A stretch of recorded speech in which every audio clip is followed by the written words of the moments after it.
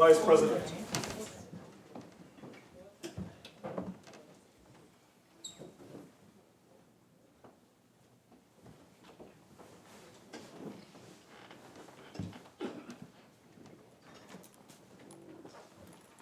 Minister of Agriculture, Land and Fisheries. Mr. Vice President, just before we took the break, I had spoken about 5 issues very quickly. One is that I did not hear strong arguments against the concept of forfeiture, which has long existed in the law. The sale of assets, a power that long existed in the law on both the civil and criminal side. The concept of disclosure, which is something that drives modern litigation, both on the criminal and civil side. The issue of this being civil law legislation that some people have argued is really an interference with the criminal law jurisdiction. And the last point I was making is this issue of the rationale for the legislation and the risk that it introduces, and I want to continue on this matter of risk. Mr. Vice President, there's no doubt that, like every other power, in the wrong hands or not properly exercised, this could be risky legislation. And I want to say that the law should be protecting 4 different categories of persons, and wherever the legislation exists, and going back to my friends on the other side raising the Canadian jurisdiction, wherever the law has existed, the issue of the risk to the innocent has been the number 1 issue in terms of risk. So the law puts innocent persons at risk. I mean innocent in 2 forms. One, innocent, meaning people who have no knowledge of the issue, or innocent from a criminal law perspective of someone who is under investigation, or even someone who is charged, or somebody in a criminal trial who has not been found guilty, has not been convicted, and remains innocent until that point. So innocent persons are at risk in legislation like this. The second area, Mr. Vice President, the bill deals with mixed assets and what I will call commingled assets or commingled funds. And you may have situations where parties are sharing accounts or parties are sharing assets, or assets are composed of different forms of sub-assets. And you may have funds which are legitimate, and you may have funds which are illegitimate in the same account. You may have assets which are comprised of things that are legitimate. For example, you may have an apartment building where the land has been legitimately acquired. The building itself may have been legitimately constructed with funds which can be accounted for, but furnished, upgraded, or operated with funds which are tainted by the criminal conduct which gave rise to the funds. You have situations, Mr. Vice President, my friends referred to British Columbia. And one of the areas in which this legislation has been used consistently in British Columbia is what is known as grow-ups, or marijuana grow-ups. And that is a situation where you have what looks like a townhouse or what looks like a house. And in there, when you push the door, if you have the ability to do that, you see a complete marijuana growing operation in there. And one of the attractions in British Columbia introducing this type of legislation is to target grow operations which you find in neighborhoods and communities, and which introduces risk to those communities. So you may find landlords who are innocent to the fact that criminal activity is being conducted on their premises, or you may find landlords who are unknown to them, criminals who they rent to are involved in crime, and on account of that, landlords, and that has been one of the categories. Landlords have faced situations where their property has been convicted. You will also find, Mr. Vice President, situations, and this has the potential for an overreach argument. You may find situations where the asset that is seized is way above the value of the proceeds of crime. So there's a big mismatch between what is identified as the proceeds of crime and the value of the overall asset. And that, of course, introduces risk, but it also introduces the argument that the legislation overreaches or is too broad, or the effect of it is the negative effect is far greater than the positive effect to the community. And of course, the fifth and most known area would be the ability to protect persons who acquire assets, persons who are engaged in commercial transactions, which they acquire without knowledge of the tainted nature of the asset in the context of an asset that was purchased or acquired or created using the proceeds of crime. So those, I would say, are the areas of risk which must be addressed. And Mr. Vice President, I believe that Section 7, or Clause 7, the proposed Clause 7, is the key area that starts to balance this risk, because what is at stake here is not property. Because I heard somewhere else, I heard argument about the doubles man and the doubles cat and things like that. So it is vital that people understand that there is a defined term in the bill called recoverable property. And there are two important characteristics of recoverable property. And the first is that it is criminal or terrorist property that is obtained through criminal conduct. So that is the test. The test is that this property has been obtained through criminal conduct. Not that the property is associated with a criminal, or not that it is not an allegation. It must have been obtained through criminal conduct.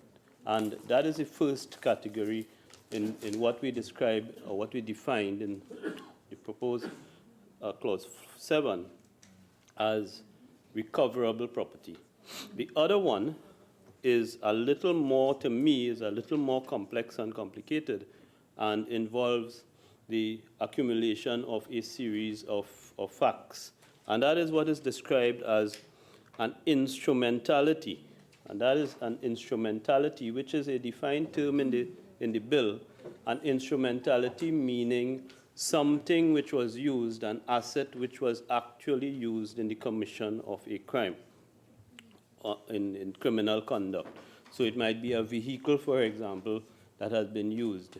So those are, in my mind, that is, to me, the starting point, that this is not about property in the broadest context. This is about property, which is defined as recoverable property and falls into two categories. And by working through the definitions, we start to narrow the risk and protect people who should be protected. The point I would make also in the context of recoverable property are important points from the other side, which is the rationale for it. And I would say that understanding that we have smart men abound, that it is important to note that 7.3a and b of the bill provide some protection to the public, where the power exists to follow the recoverable property as it changes hands, and also to follow what I call conversion, a situation in which the recoverable property has been converted to another asset. So it might be tainted cash that has been converted to a different asset, and the smart man would think that by changing the character of the asset, you protect the asset, it remains recoverable property, and that is to strike the balance in favor of the public, who has to be protected from the proceeds of criminal conduct. The issue I raised before of commingling, again, this requires, I expect, significant investment in financial expertise to be able to segregate assets and to be able to segregate funds to identify those aspects of funds that are the proceeds of criminal conduct or tainted by criminal conduct, and those which are not.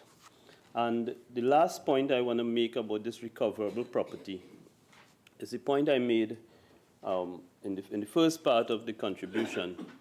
The recoverable property also includes profits from recoverable property. And again, I made the point that in dealing on the criminal side with a prosecution, you do not have the opportunity during investigation or prosecution of a criminal offense to stop the thing that funds the criminal conduct or makes the criminal conduct attractive. During the course of a criminal prosecution, you do not have that opportunity to stop that attraction or to stop the asset from continuing to produce the rewards of crime. And the proposed 4 subsection 6 deals with the issue of profits, the ability not only to deal with the asset, the recoverable property, but also the profits that asset generates. And when I made the point about balancing the rationale with the risk, I talked about the person who acquires an asset, and 7 subsection 9 deals with that issue of a person who obtains in good faith for value without notice recoverable property. So something that is would ordinarily be recoverable property, while you have the opportunity to trace the recoverable property as it changes hands, there is an exception, or as I say, a balancing of the risk, which allows somebody who has obtained the recoverable property in good faith for value without notice to make it to be able to say that the property should not be taken and forfeited. The second area in terms of the balancing, Mr. Vice President, is in this agency that is proposed to be created to deal with civil asset recovery and the management of the asset and so on. And in this house, we have a particular attraction I've noticed of a special formula in creating these entities in terms of some elements which, among ourselves, through several debates, we believe provide some level of independence, some level of insulation from political interference, and in some cases, if you feel so, provide some comfort that the powers that are contained in the bill are going to be exercised in the way they should be exercised. So that formula has been used, for example, in the clause 9, in the composition, and the elements which I wish to identify is the fact that the persons who form the agencies have been identified. We've used the formula of wanting attorneys at law with a certain type of qualification.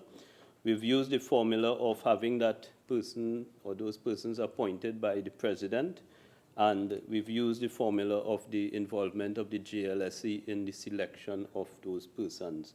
And in addition to that, as you go through the proposed clause 9, you would see the other things that we normally have when we want to deal with independence, insulation, and protection in the exercise of powers. And those would be fixed terms for the appointees, the eligibility for reappointment, the compensation to be determined by the Salaries Review Commission, and in this case, the revocation of the appointment to be by the President.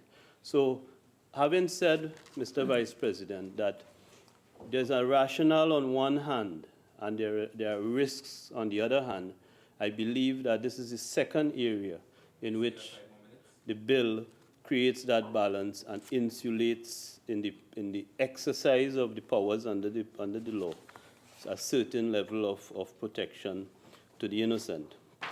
Mr. Vice President, the third area, and it is something that even in the course of drafting the bill, in the drafting process and throughout, and ultimately it was reserved in the other place, that the public must understand that this is not somebody, a public officer, being capricious, or it being, or some whim or fancy or something like that.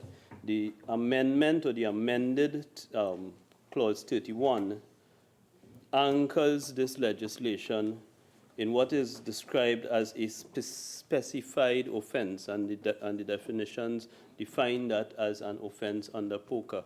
So this is in the course of an criminal investigation of an offense under POCA, and that is critical. It is not broad. It is circumscribed in a certain way, and there were some changes in the other place in relation to the rank of the police officer, the inclusion of the Comptroller of Customs and Excise, and the chairman of the BIR, which we had before. And Mr. Vice President, if we don't trust those persons to protect the public from risk, then we can't trust. I said that in relation to the bail amendment before. If we can't trust a prison officer to accept cash for bail, then we can't trust we should really not be able to trust anybody in the prison. And if we can't trust these public office holders who are themselves likely to be subject to legislation like this, then we're really in a difficult place in finding the people that we can trust. Mr. Vice President, the other area which I want to point out very quickly is in this unexplained wealth order. And that is, of course, again, extremely and potentially dangerous legislation. And there were arguments, I've heard arguments on the issue of reasonable suspicion. My own view is that exists elsewhere in the law. It's been tried and tested. No amount of English words can prevent somebody from abusing power or arrogating unto themselves power that they don't have. But I believe, Mr. Vice President, as I close, as I opened, this country, it's been a long time, and the criminal justice system has functioned, it has floundered, it has its own challenges and so on. I do not wish to see all the police cars and all the guns and bulletproof vests and so on in place, all the courts, all the judges, all the defense and prosecuting attorneys in place before, as a legislator, we could do what is in our power to do. And we could argue on some of the wording, and we could argue on other things, but I do not believe that I have heard up to now any strong opposition to bringing into Trinidad and Tobago law like this, which already exists and which gives us, alongside criminal prosecution, the ability to tackle what I described as the keel of crime, which are the assets that people flaunt, and it leads other person to believe that you can get away with doing wrong in our society. Thank you very much. Senator Obika. Thank you, Mr. Vice President. As I contribute to this bill, I want to lay three main foundation pillars of my contribution. One is that it seems that the government is somewhat blindly following FATF recommendation 4 and 38, where civil asset forfeiture is concerned without conviction. The second one is that, in essence, what this bill would result in is a truncation of procedural and substantive rights of the citizens of Trinidad and Tobago.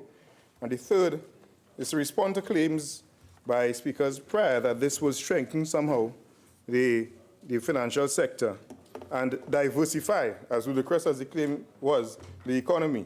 But they say that it will weigh heavily and disproportionately against the small man. Now, Mr. Vice President, explain your wealth.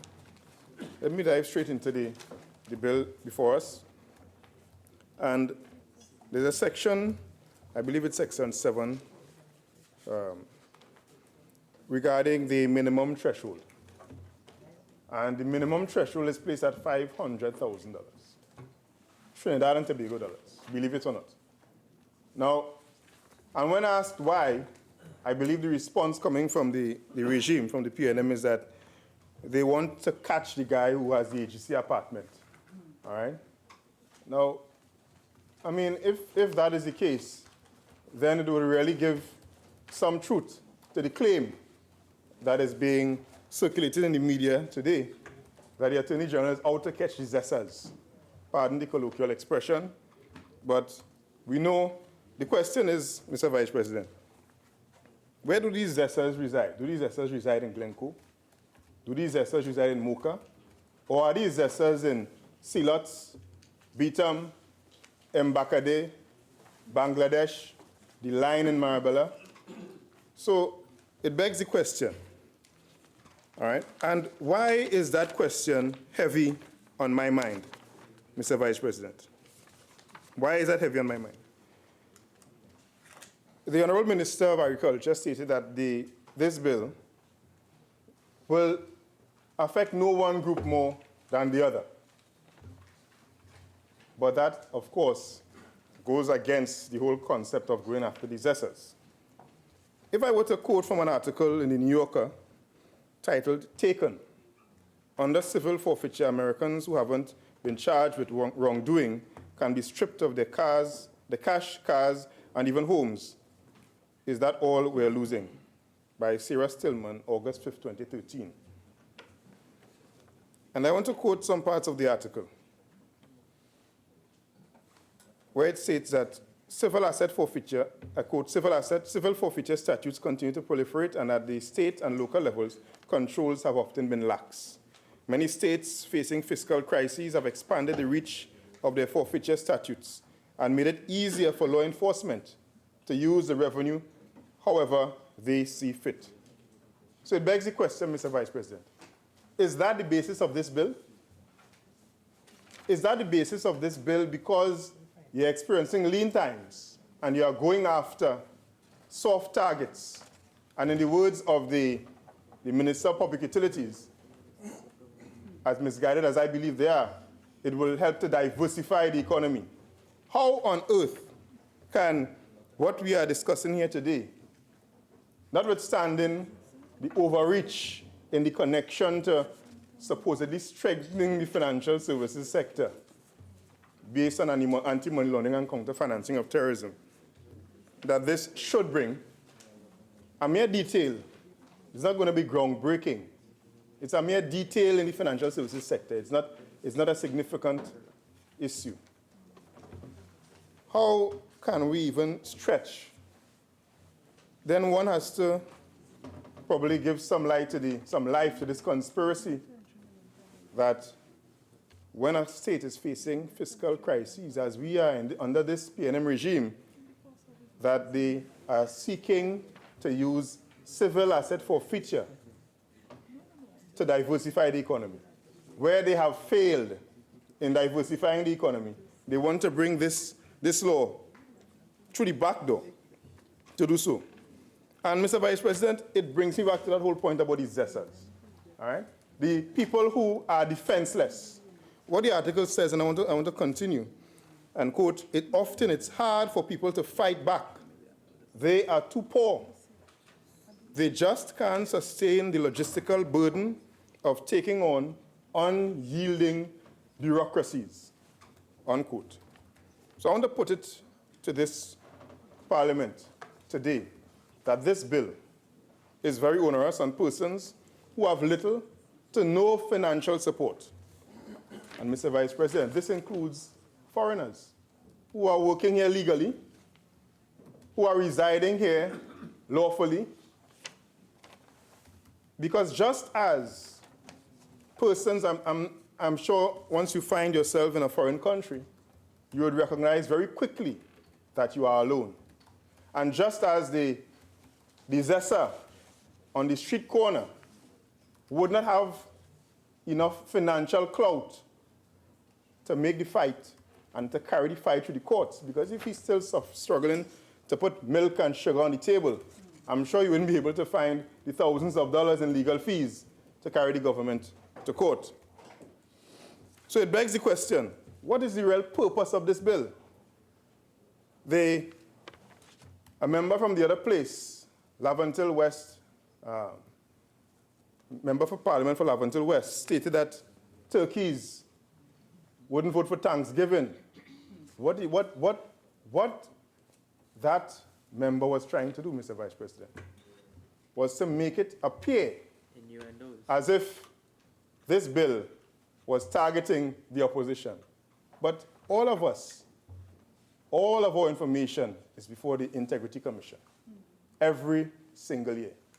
So there is no way that that argument of the member from the other place, MP Fitzgerald Hines, could hold any water. Because if there was any illegality of any member of this House, it is for the Integrity Commission to do their job. And if we find that they are not doing their job, well, we can fix that. But really and truly, what they are trying to do is distract. And I feel the Honorable Attorney General committed a Freudian slip. He allowed his mind to speak loudly. He allowed his mouth to speak when he should be quiet, and spoke about his zesters. So really and truly, it's not about the zesters in the villas, but the zesters on the street corners that this bill is going to affect, and that is who they are targeting. So that is the question that we have to ask. What is the real purpose of this bill? So it brings you back to this minimum threshold of $500,000. All right? It means that, Mr. Vice President, any police officer who can get the things right come to the house of any citizen of Trinidad and Tobago on reasonable suspicion, enter the house. I want to draw an example. There was a shooting incident in, I believe it's a mall in the east. Forgive me, I'm from South, so I'm not sure which mall it was. It was in a car park of a mall. Between two police officers over, allegedly, a female police officer. Two male police officers shooting each other over a male-female officer, allegedly. Suppose, Mr. Vice President, that one of the persons is not a police officer.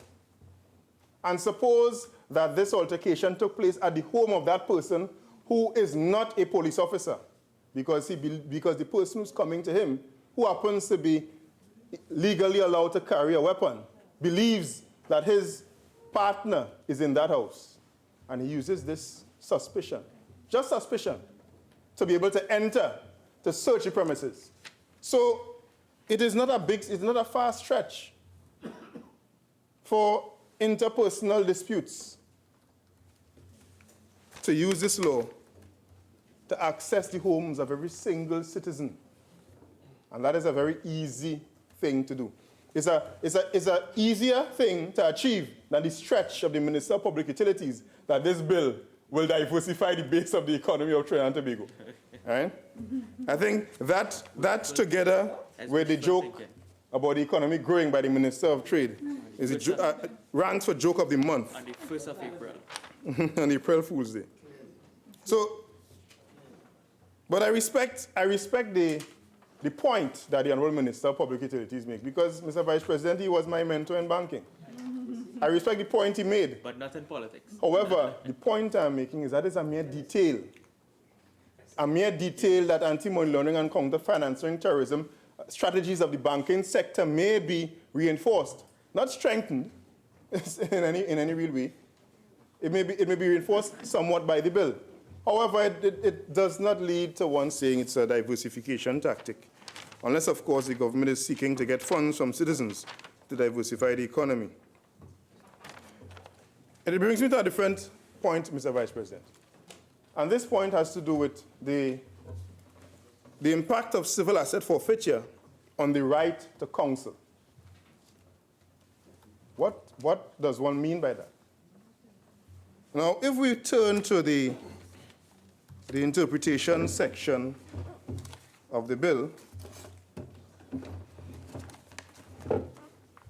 if we turn to the interpretation section of the bill, Excuse me for a moment, as I thought I had it in front of me. So if one turns to the interpretation section, you see on page 3, criminal property. And Mr. Vice President, criminal property constitutes a benefit to a person from criminal conduct or represents such a benefit in whole or in part, whether directly or indirectly, including economic gains and funds or property converted or transformed into other property, and it goes on. But the issue is where the alleged offender knows or suspects constitutes or represents a benefit and for which is. So, Mr. Vice President, I don't need to read the entire thing there, but we get the gist of the point. Criminals earn their income.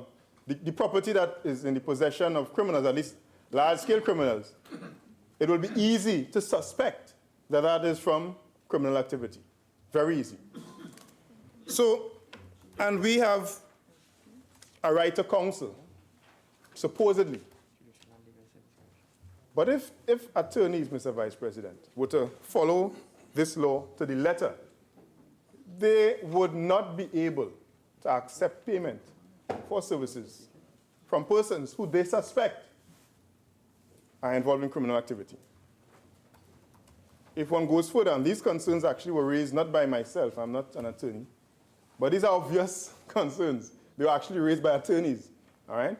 So let's go further to persons who are not attorneys.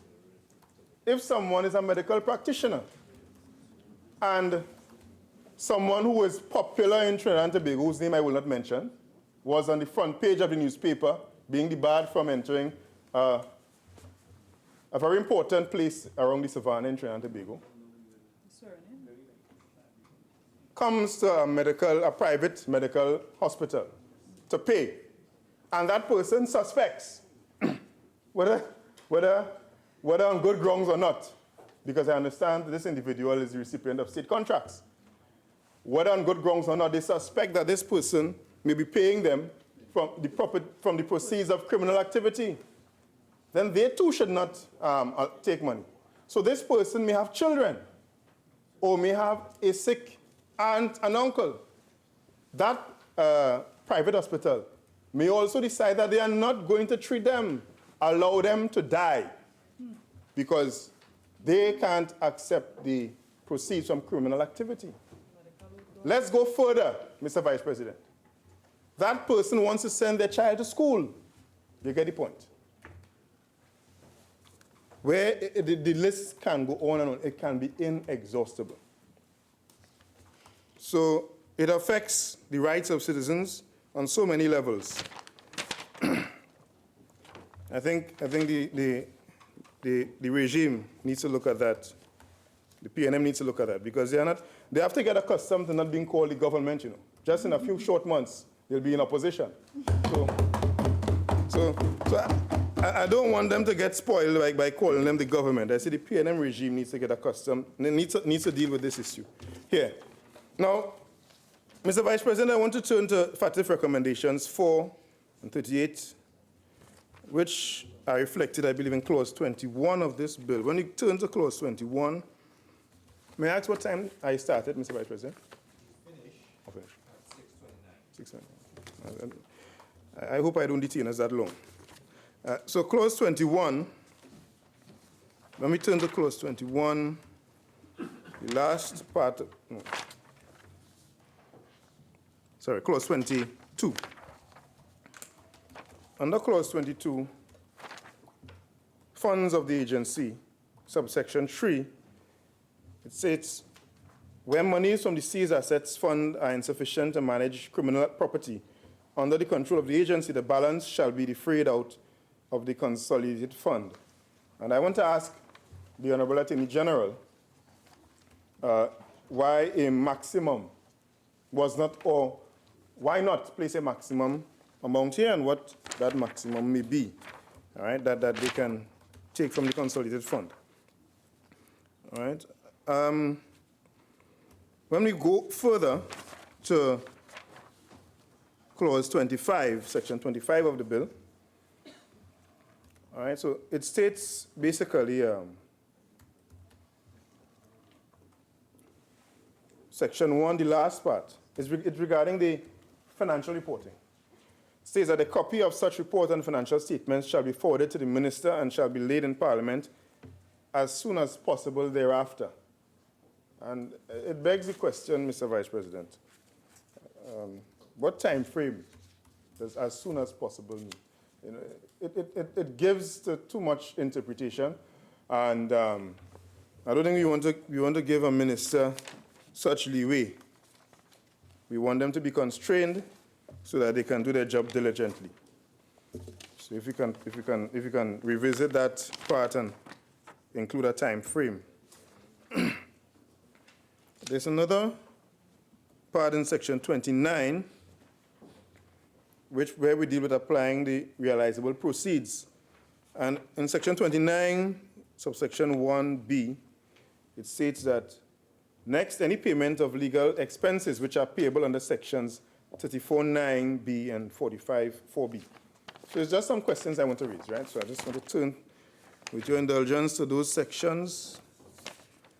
Under section, I believe this is 34(9)b. It says, where the High Court provides in a property restriction order for a person to meet legal expenses that the person has incurred or may incur in respect of proceedings under this part, the High Court shall ensure that the provision A is limited to reasonable legal expenses that the person has reasonably incurred or that the person reasonably incurs, and B specifies the total amount that may be. So, Mr. Vice President, the issue that I'm having here is that very easily there is the potential that these legal fees can cannibalize the assets of the person disproportionately. So let's say the proceeds of the particular crime are X, based on the legal fees, which you understand can be significant, can be X times 5. You know? So where the punishment should be X, the punishment may end up being X times 5. So I think the Honorable Attorney General would do well to see if you can put some restraints or some guidance, if possible, there. And if we turn to 45(4), section 45, subsection 4b, it says make provision for reasonable expenses, including expenses incurred in defending any legal proceedings, including any proceedings under this Act. So those are the two issues under Part 3 of this proposed bill. I won't detain us much further. I just want to turn to FATF recommendation 4 and deal with something that was raised prior, I believe, by the Minister of Public Utilities. Now, when we turn to FATF recommendation 4, it states that countries should consider adopting measures. So I quote recommendation 4, and I give the title of the text. It's FATF, Best Practices on Confiscation, recommendations 4 and 38, and a framework for ongoing work on asset recovery. So, sorry. So under Part 6 of this non-conviction-based confiscation, which is what we are dealing with today, which has given rise to this bill, it states under Part 13, I quote, recommendation 4 states that countries should consider adopting measures that allow laundered property, proceeds, or instrumentalities to be confiscated without requiring a criminal conviction, non-conviction-based confiscation, to the extent that such a requirement is consistent with the principles of their domestic law. Now, it goes further, and I won't go further because I just want to bring to bear that statement there. Such a requirement is consistent with the principles of their domestic law.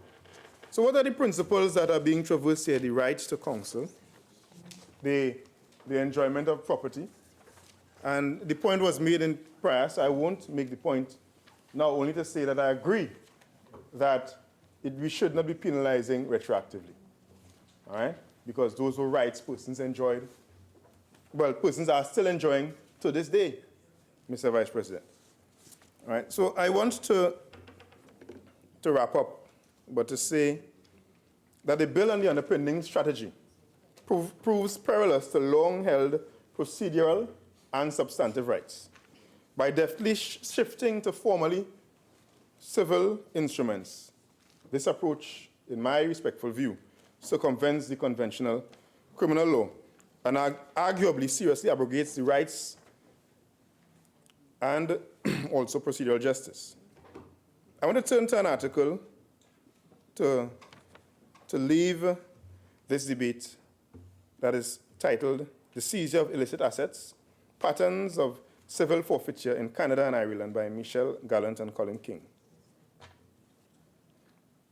And they made many arguments, but there are three that I am in harmony with, where it states, and I quote, "Conventional criminal law safeguards such as the standard of proof beyond reasonable doubt and the presumption of innocence are sidestepped by virtue of the civil nature of civil forfeiture proceedings."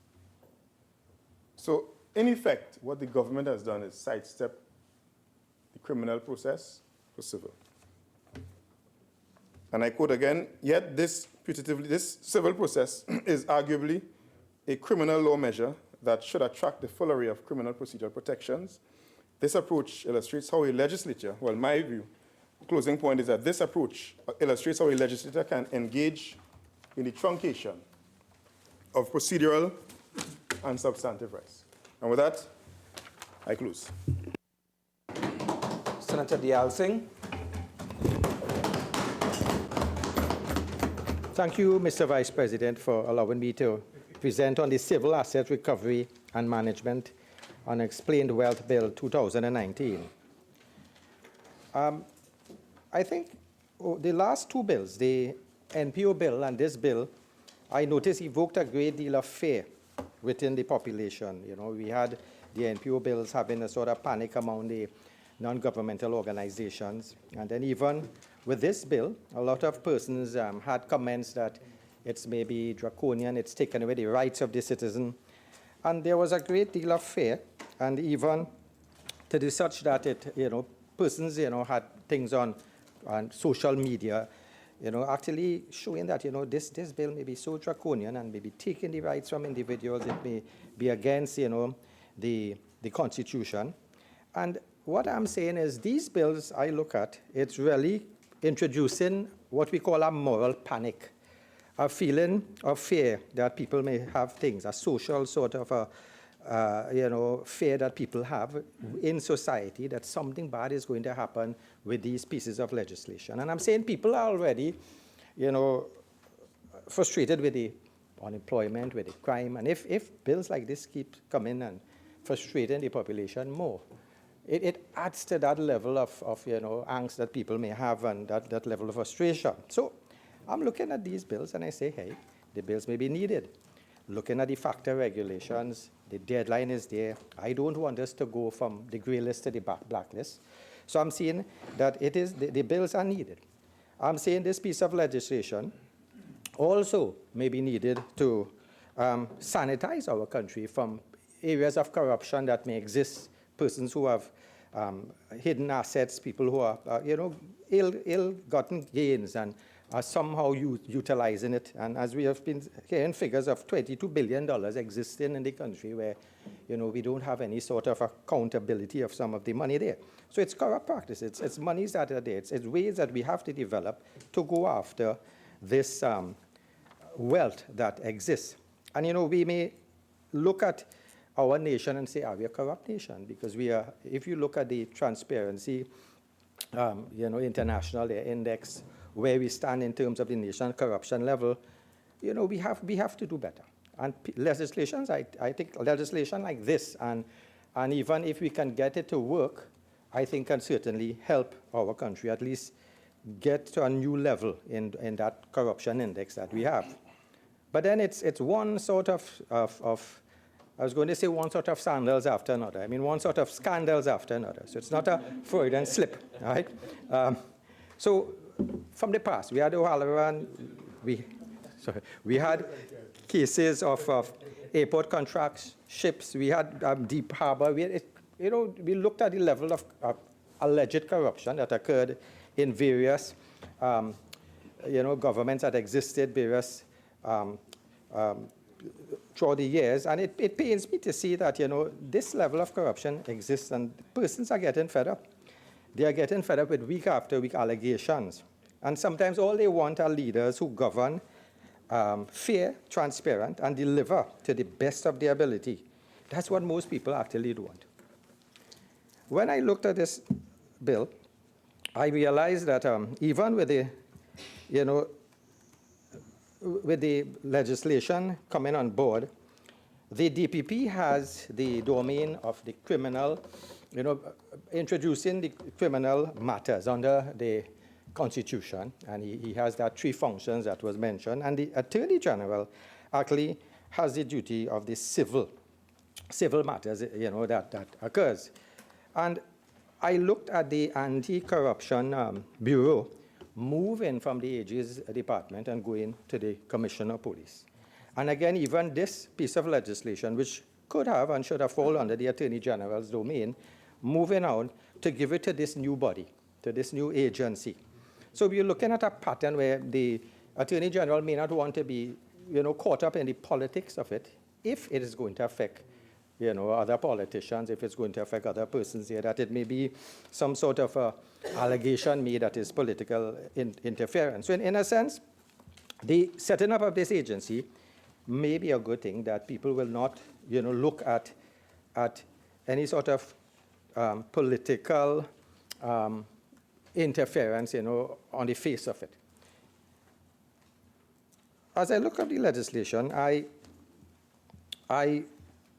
looked at it and I realized it's really to provide the judicial and administrative structure to confiscate any sort of ill-gotten gains. That's the main purpose of it.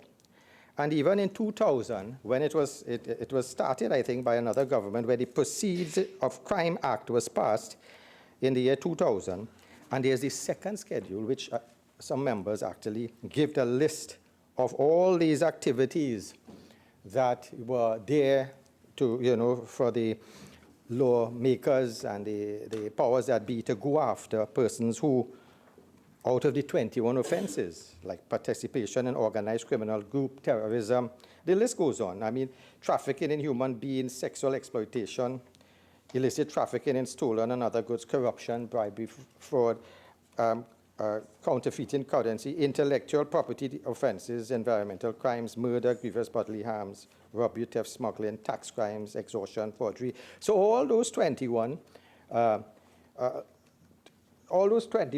listing of crimes were there. But yet still, even though we had the law, we still have those criminal activities occurring unabated.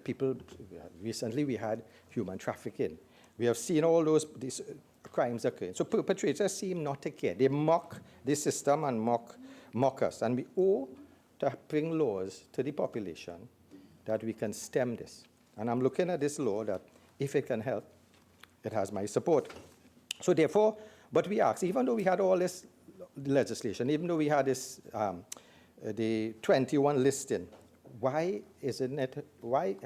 hasn't the government gotten a dent, or successive government gotten a dent in the crime? The crime situation is getting out of hand. Someone mentioned about the amount of murders we already had in April.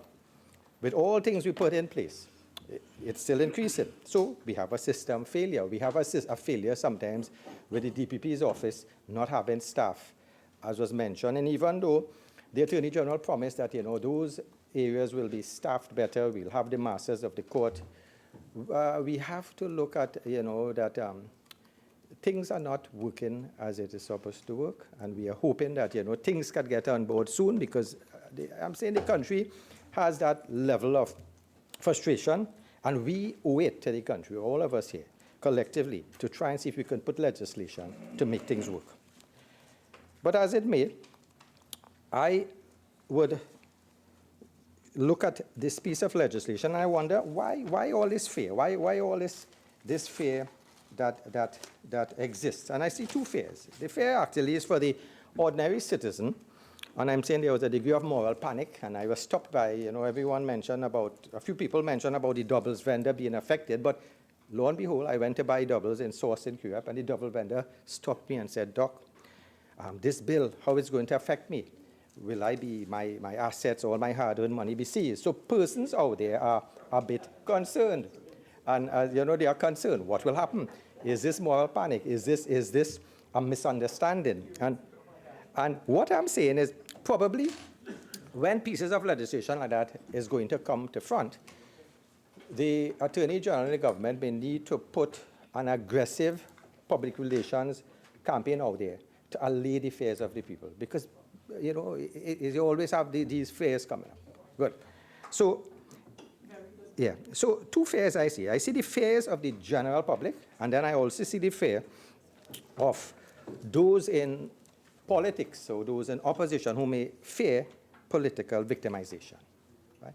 So in this election season, people may fear the victimization, and they have a right to do so because it's politics. Sometimes people may use unsavory methods to get things done. So we have to look at the safeguards that occur. So I'm trying to get myself satisfied. Are the safeguards there to allay my fear?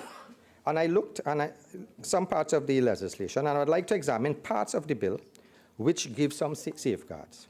And I looked at Clause 9, and in Clause 9, I looked at the whole setup of the civil asset, the trustee. The law provides somebody who is independent, without any sort of ministerial reach. So that is one thing that I felt a little comfortable about. Appointed, so you have appointed by the president on the advice of the Judicial and Legal Service Commission. So in that way, I had that level of comfort when I looked at Clause 9. And also looking at Clause 9, and I looked at the deputy now, it actually gave me a level of comfort there that according to this piece of legislation in Clause 9, the agency shall comprise of a civil asset trustee and 2 deputy civil asset trustees. And 2, the civil asset trustee and 1 deputy civil asset trustee shall be attorneys at law of at least 10 years standing, appointed by the president on the advice of the Judicial and Legal Service Commission, with experience and qualifications in any of the following areas: A, asset recovery; B, asset management; or C, finance and audit. So that satisfied me. 3 now, the second deputy trustee shall be a person who possesses qualifications and experience. Now I noticed a difference in the pieces of legislation there, where in the first one, it's an attorney at law, and in the second one, it's a person. So they took out the attorney at law. But again, who possesses qualifications and experience in A, asset recovery, just as before; B, asset management; or C, finance and audit, and they added on all law. So I was trying to figure why. Why was that change there? Why, why not in the beginning you have an attorney at law? Because you come back here now and you added on in Part C, finance and audit, all law. So this is something I'm hoping I can get an explanation later from the Attorney General. And again, I'm looking at Part 4, Clause 9, where in the event the Prime Minister and the Leader of the Opposition cannot agree on the joint advice, the President shall appoint the second deputy trustee after consultation with the Prime Minister and the Leader of the Opposition. I think there has to be some timeline to that, some sort of, because let us say there is a stalling process, either, names are given, and there's a stalling process either by the Prime Minister or the Leader of Opposition when they cannot agree on the joint advice. I'm humbly suggesting that they may have a period of added on after advice, 2 weeks after names have been offered or submitted. So at least they have to act at that period. Now, if they do not act in that period, then I'm suggesting that the President now will have the authority to appoint a second deputy trustee after the consultation. So I'm thinking a timeline there before the President can put her hand to act in a situation like this. So again, looking at the safeguards, I'm again looking at the Clause 19 and Clause 15 actually imposes a fine of $500,000 for employees and persons at the agency who may breach any of the trust that is given to that office. So again, another safeguard, a safeguard in terms of a monetary charge for those individuals. When I looked again, is there any other level of comfort I would get from this legislation?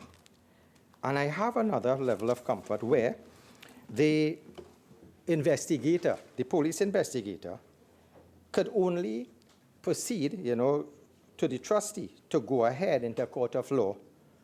He can only give the green light to the investigator or the trustee if the investigator comes up to him and it's a process of a criminal procedure matter. So that's one thing we look at. It has to be a criminal procedure matter. And also, the DPP now will have to look and see if he cannot capture the aggrieved party within the criminal law, he could now use this civil aspect to see if they can now freeze the assets.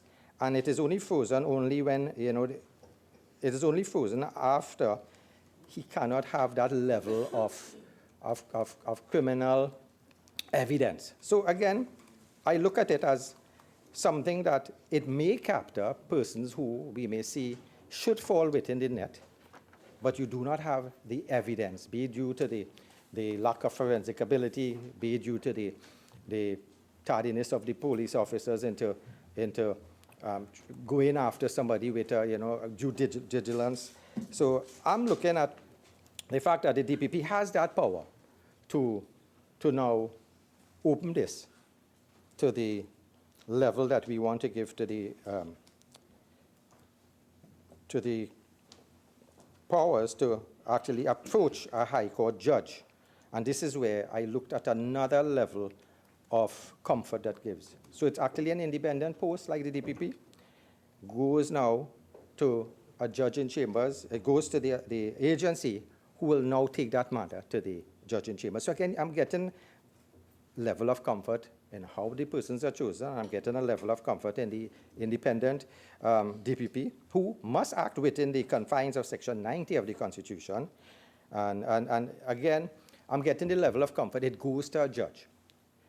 The only problem I may be looking at is the fact that it may be a single judge. I would have been more comfortable if there were probably 3 judges here in that matter.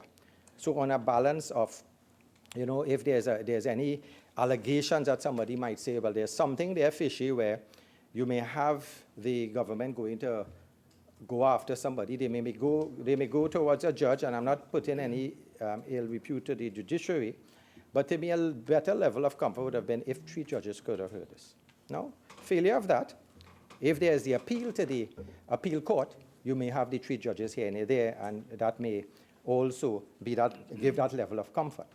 But I'm concerned with the timeline. So if you apply to a judge, and the judge actually gives that authority to give these orders to seize the assets, how long would that appeal take? And I'm seeing in the legislation here that there actually is a guideline given to the judges where you have to have, I think it's after, if you want to have an appeal, I think it is section clause 62 actually looked at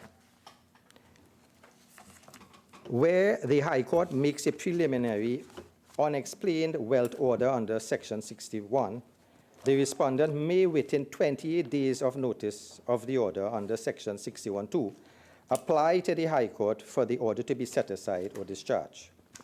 And 2, where the application is made under this section, the High Court judge shall order inter partes hearing date within 14 days. Shall. So this puts a level that the High Court must act. And I look at this, and I got a level of comfort with this because I listened to the contribution of Senator Saddam Hussein, where it was atrocious how he mentioned that certain legal matters in the civil court, he's getting an appointment quite 2020. So my concern was, if an individual is caught up under this piece of legislation, would he have to wait till 2020 to enjoy his property or to get his matter heard? But with this section, I think they shall, in Section 62(2) gave me that level of comfort that is there. Again, another level of comfort I had was the fact that you must be a person involved under an investigation under the Procedures of Crime Act. It has to be somebody. So it can't be somebody just arbitrarily you're going to pick off the streets. So this is something that may allay the fears of individuals. So it's only if you are starting off with the position of a proceeds of crime matter should they have the ability to go to the court and move in to seize your property. So my fears were tamed somewhat.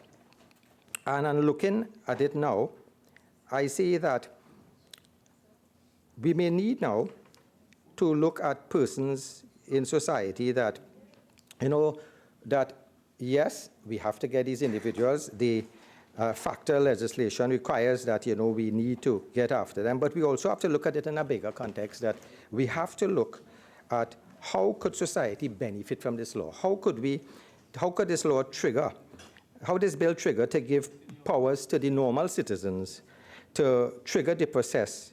Because one is still dependent on a police officer or the commissioner of police going to the DPP and to have the proceedings set out. Now, I may notice a neighbor who's suddenly amassing wealth. I may notice an individual a police officer who has 5 BMW cars. And a police officer may not actually investigate that person. So therefore, we are looking at how could we get this to work to look at corruption or ill-gotten gains throughout the society. Recently, an unemployed gentleman was killed, and when the television focused on his body, somebody pointed out to me that his footwear was, the sneakers, the shoes he had on was worth $4,000. I never knew that a pair of sneakers would cost $4,000. So here you are, an unemployed youth, has a sneakers on that is $4,000. How could he afford this? Yeah. So I'm looking, this bill, persons mentioned it should go after the big fish. But I'm saying we also have to look at the small individuals out there who are getting ill-gotten gains. The CPAP contractor who is amassing wealth and we don't know how. He may fall under the 500,000 limit that is given there. But once we see this, we should have some way of red flagging, some way of getting the DPP to take action. So I'm trying to suggest that hopefully initiating this movement to help society as a whole should not have to be just under the investigative arm of the police officers, but one should be able to get the DPP's office to order an investigation into some of the small fish. So we are hearing about the big fish, we are hearing about the sharks, and we are not looking at anything else. But you see, you have to understand, when you see a shark often swims, and there are little fish swimming next to the sharks. The remoras are what you call pilot fish. They have a sort of symbiotic relationship with the shark. And similarly, you may have the big fish, you may have the shark in society, but the little persons around also need to be caught within this net. And I'm saying crime is crime, ill-gotten gains, no matter how small it is, will affect society. So it can be the big person, Mr. Big, who since the Honorable deceased Patrick Manning days, he knew and was trying to go after, or the little person down there who is now starting to see how he could amass wealth. We have to stop corruption right through. So I'm thinking this level of this bill should also go after some of the zesters, some of the mamoras who surround the shark. And I want to look at the fact that the bill also gives person to have due diligence. So if you're buying a property, if you're buying a car, you have to do your homework, as and Senator Vera mentioned also, you have to look and give the person that level of responsibility. due diligence. You have to do that. You have to probably now look at a certificate of good character from the person who's selling you the house or the car, so you wouldn't be caught up in some sort of a ill-gotten gain later on. I in praise of the part of the bill which actually looked at tax crimes, and again, it actually ties into other crimes, in terms of taxation, where you have a 6-year limit or more, and so any prior events in 6 years, you have no statutory period after that. You cannot go after that person once it's more than 6 years. And again, that ties in with the current tax laws. And again, I looked at that, and I'm thinking it keeps up with the current legislation. I looked at clause 7, 9, and it says where a person have recoverable property and is able to satisfy the court on a balance of probabilities that the property was obtained, in good faith for that value without notice that it was recoverable property. And I'm looking that we may have to watch this because, Trinidad, as someone mentioned, is full of smart men. And sometimes, people may say, I got it as a gift from my mother or father. And, I didn't think it as any sort of ill-gotten gains. But if your father and mother were in some sort of criminal activities, this is something you have to be aware of. I want to look at clause 11 also.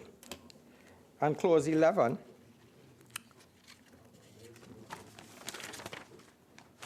states, no person is qualified to be appointed as civil asset trustee or deputy civil asset trustee if that person, A, is an undischarged bankrupt, B, is of unsound mind, or C, has at any time had a record of criminal conviction for any indictable or summary offense which carries a term of imprisonment of at least 12 months. I am most respectively suggesting that we take out that which carries a term of imprisonment of at least 12 months, because you're looking at a person to be appointed as a civil asset trustee. And that person may have had a charge before him, a summary offense. And I'm thinking, what example are we showing? Is it that we cannot find any person in Trinidad and Tobago with a clean record to fill these positions? So I'm hoping that we could look at that clause 11 and see if there's a justification there to remove that part of it.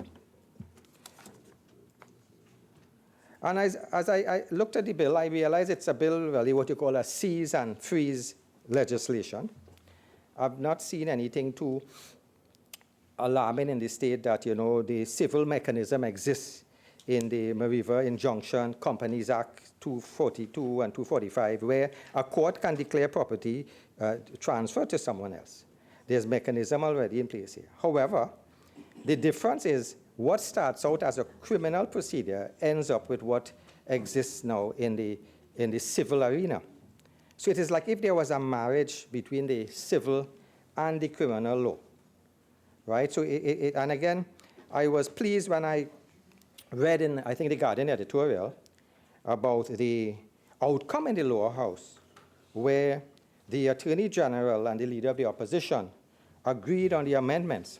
So again, it was like if it was a marriage between the Attorney General and the Leader of the Opposition. So I am pleased with that level of collaboration. And I'm also pleased at Senator Mark's commitment to support this bill. And I also look forward to Senator Ramdean's amendments. Well, we have to look forward to it because Senator Rambharat claimed the bill is dangerous. So if it's dangerous, we have to ensure that whatever dangers are in that bill, we are able to, with the help of the opposition and with the help of the independents, get that bill to work, get the amendments together, and at least we will have something that is a little more palatable to the population. Thank you. Senator Ameen. Thank you very much, Madam President. Madam President, there's no doubt that there's an appreciation from all sides of the bench that crime and criminal activity, violent crime in particular, gang activity, continue to be at an unacceptable high in Trinidad and Tobago. As I rise to add my 2 cents to give my contribution to this bill, Madam President, I want to begin by taking note of the violence and the criminal activity in our society, because I am affected by it every day. Gang-related murders, drug-related turf wars, the prevalence of guns, the open and porous borders in Trinidad and Tobago, and what appears to be open trade on the sea seems to become an everyday thing under this present administration, and they seem to have no control over it at all.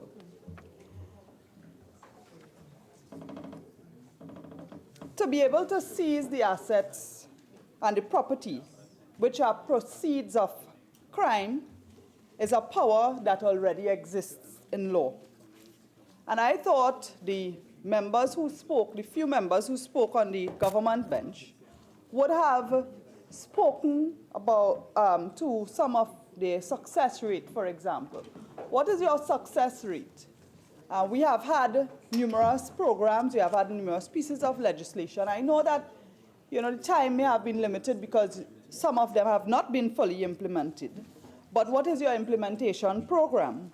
What are the resources, additional resources that you require to make these things a success? We have had situations where a commissioner of police before a joint select committee in this very parliament indicated that the canine dogs don't even have food, that basic administrative requirements are not available because of lack of finances. I am sure issues like that will affect your implementation when it comes to not only this bill, but others that have an impact on your ability to clamp down on criminal activities and to seize property which belong or which come out of crime or belong to criminals. And Madam President, we have had some pieces of legislation come that deal with some of the very issues the Attorney General and other members spoke about.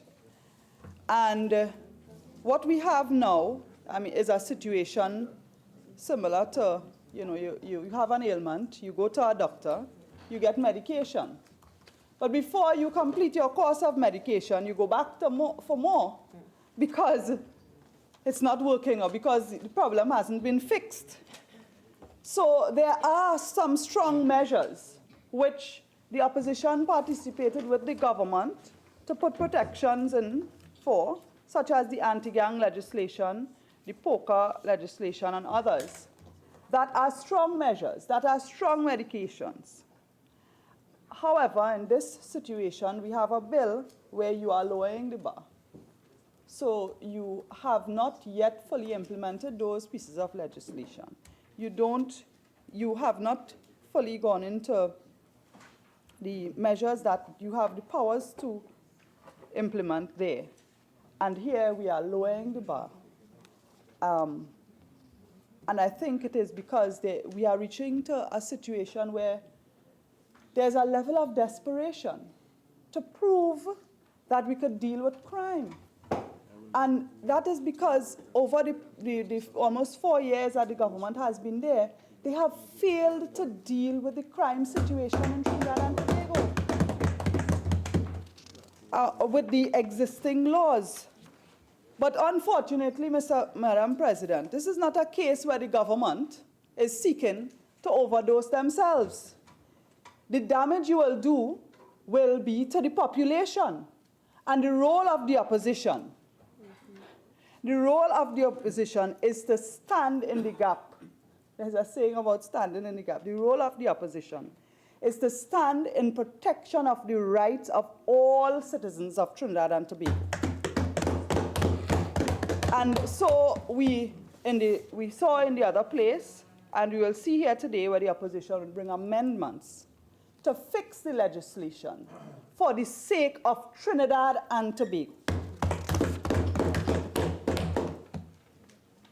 Madam President, when crime is prevalent, when justice is slow, when there is a feeling of hopelessness within our country, alluded to by the speaker before me, Independent Senator Deyalsingh, whose profession allows him to make such pronouncements. The atmosphere in the country, Madam President, it pushes young people to embrace that philosophy of live fast and die young. Get quick money. Quick money through crime, of course. If you are to work hard, it takes more time. That fear of dying young, the fear of gangs, the fear of the police, the fear of informers, the fear of strangers, that constant living in fear must do damage to the psyche of our young people and our vulnerable people, and particularly those who live in the so-called at-risk area. And I speak now, Madam President, I have to mention, because I have a son just started secondary school, and I have to mention young Akil Phillips, who I think just stood out in the minds of so many people. He lost his life about a week ago, 16 years old, from Laventille, student of St. Anthony's College. Bright future ahead of him. But young men like him live in constant fear. And in spite of all their hard work, they face almost the same circumstances as the person who didn't really apply themselves in school. Because the violence around... Senator Ameen. Yes. I've given you some leeway, but you need to be a little more focused on the bill that is before us, okay? Thank you, Madam President. Madam President, the situation where being honest and hardworking doesn't pay, and the situation of visible wealth is what I want to come to. But Madam President, while I agree that people who are involved in criminal activity, people who acquire property through the proceeds of crime, the state should have the authority to seize those assets. I wonder, Mr. President, I have the same concern as others, where the government could be crossing a line and moving away, not only moving from forfeiture into what essentially could be theft. If you confiscate property without a conviction, without personal conviction, and that, Madam President, will perpetrate a further injustice in society, a lack of respect for the rule of law. And I recall that there was that video, Anthony Bourdain video, that had a very controversial statement about the 1% in Trinidad and Tobago. One of the speakers who works in at-risk communities spoke about a sense of injustice. And Madam President, yes, I'm tying it in. If you think you're tying it in, you need to do it faster. Okay, Okay? I will. Thank you, Madam President. I'm guided. Madam President, when I mentioned that sense of injustice and the feeling that a certain group is targeted, because I want to come back to the statements made by the Attorney General. But first I want to deal with a statement made by Minister Lee Hunt, Honorable Minister of Public Utilities. And he said that if you have nothing to hide, you shouldn't fear the bill, which is precisely our point, that the innocent are the ones who have to be afraid. Under this legislation, it doesn't matter if you have nothing to hide. The state can still seize your assets based on a level of suspicion. And speakers before me have spoken about the burden of proof, and that is not satisfactory. And the warning goes to the innocent who could be targeted. And that is where we must ensure that the adequate protection is there. And we must put, Mr. Vice President, give the support to the agencies who are responsible. ensure that, I don't want to say pressure is brought upon them, but that they do their jobs so that you don't have to lower the bar to capture the innocent people. And the innocent ones, innocent citizens of Trinidad and Tobago are the ones who we, the opposition, stand in defense of today. Madam Vice President, you always used to hear, even Sparrow had a song, Young Children Go to School and Learn, where young people were advised to go and get an education, go to school, get a good job, well-paying job, and so on. But we are also in an environment where there are few jobs, there are so many people losing their jobs, there are no opportunities. And you would think, what is the point? And I just want to quote a few words from a Buju song, Untold Stories. What is to stop the youth from getting out of control? Full up of education and yet don't own a payroll. Those who can afford to run will run, but what about those who can't? There are those who can migrate and to a better life, and those who migrate just to have life as opposed to death. And I want us to be reminded, and this is where, Madam President, I will touch on a few clauses where we want to think that the ordinary man will not be affected.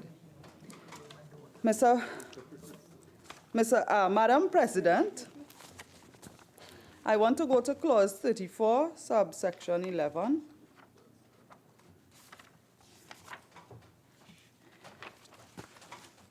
This is one of the instances where the ordinary man, who is not related to criminal activity at all, who is an employee, regular guy doing his job.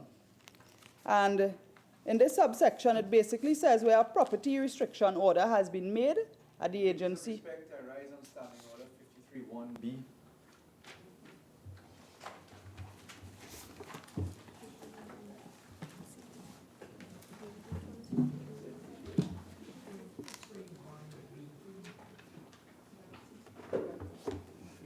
Senator Ameen, continue. I will allow you to continue. But, Senator Ameen, please deal with the bill. You are the last speaker, and therefore a lot has been said, so you have to now sort of be very tight in your presentation. Yes. Okay? Thank you, Madam Vice President. Madam President, sorry. Madam President, sorry. Madam President, I am sure if rather than bringing that at the beginning of my point, if you waited, you would see where it's going, Mr. Attorney General. I want to give you the assurance. I am not going where others would have gone before.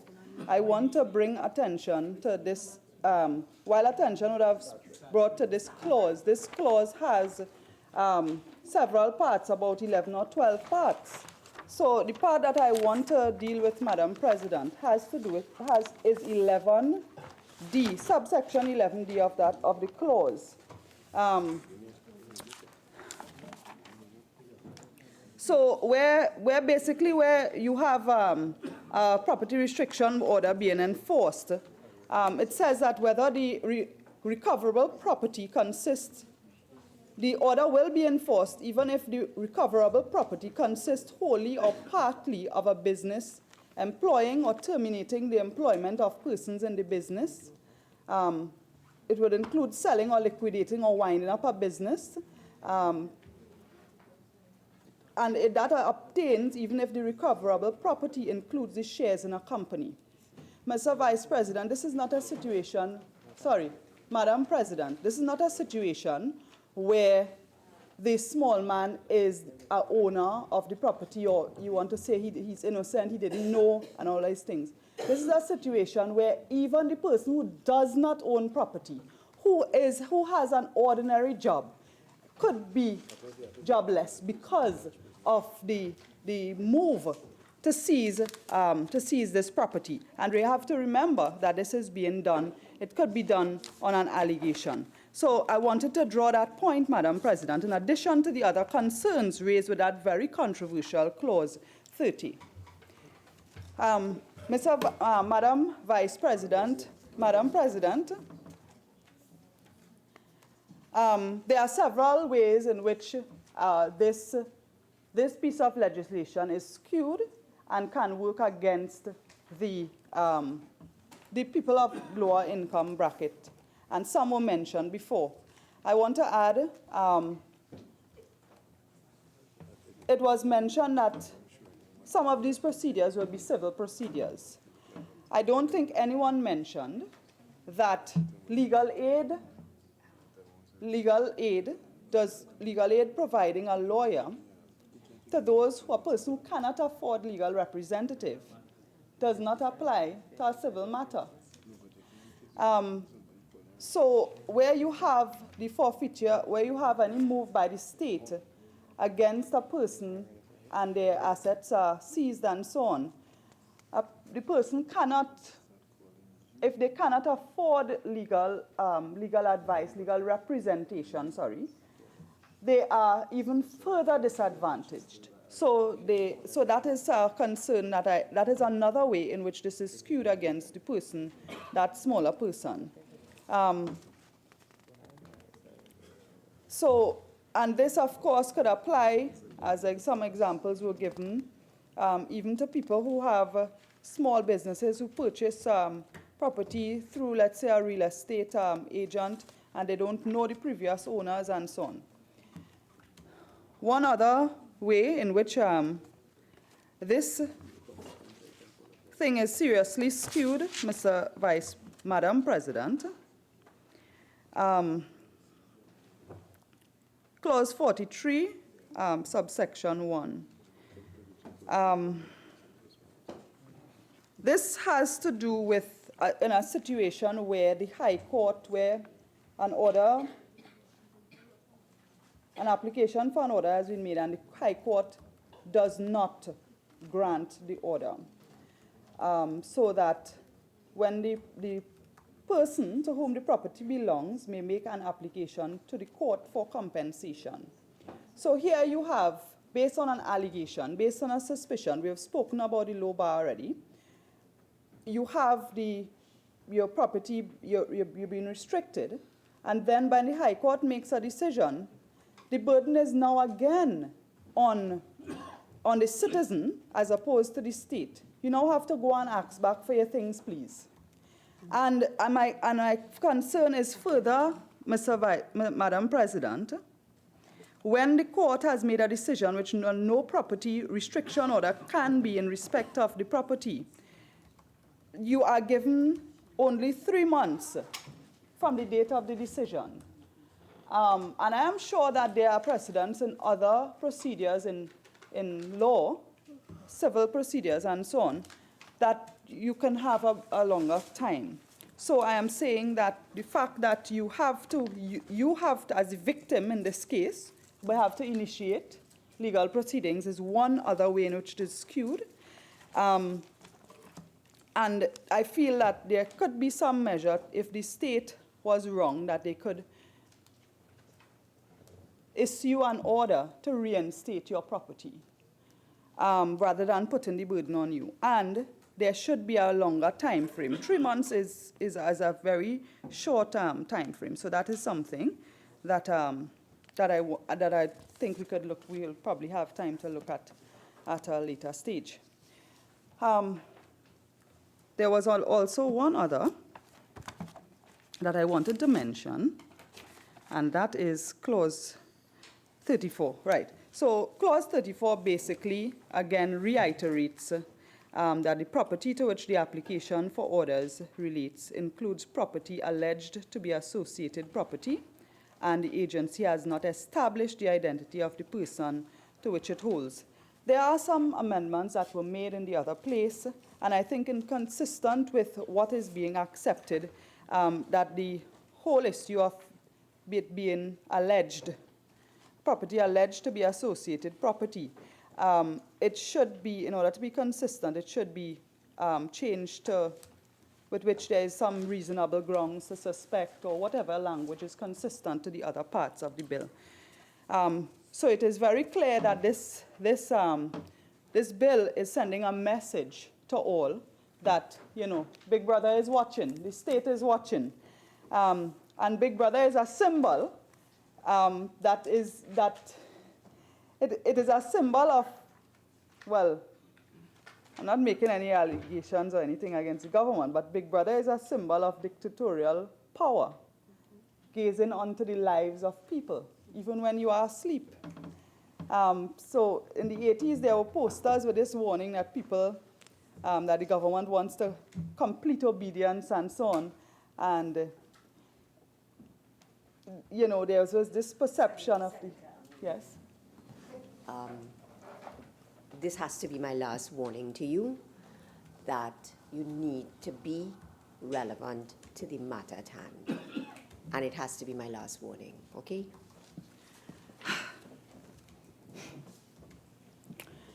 Thank you, Madam President. Madam President,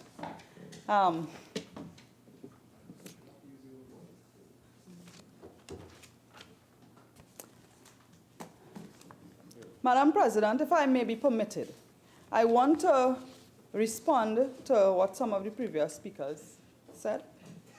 And I want to, no, a debate is not just about the clauses, it's also about responding to who spoke before you. But I will address the President, and I wouldn't be distracted by those on the other side.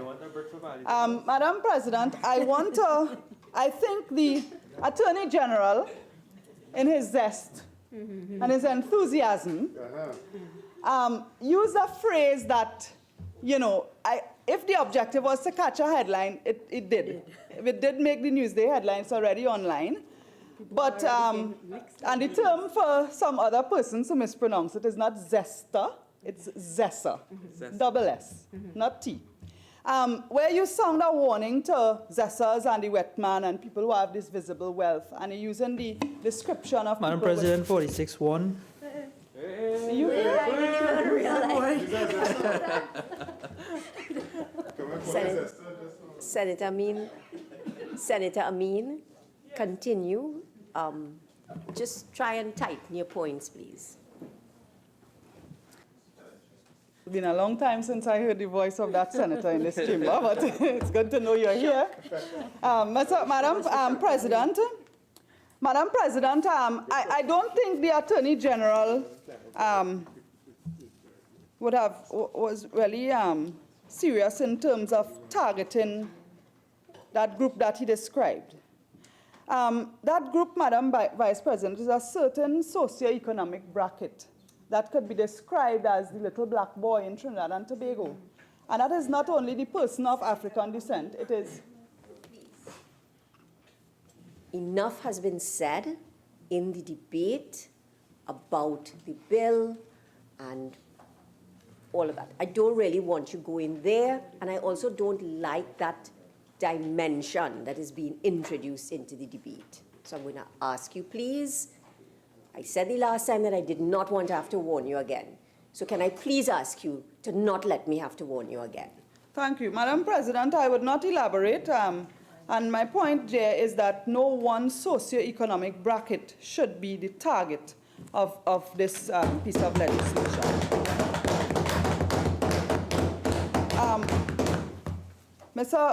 Madam President, while there's a certain perception,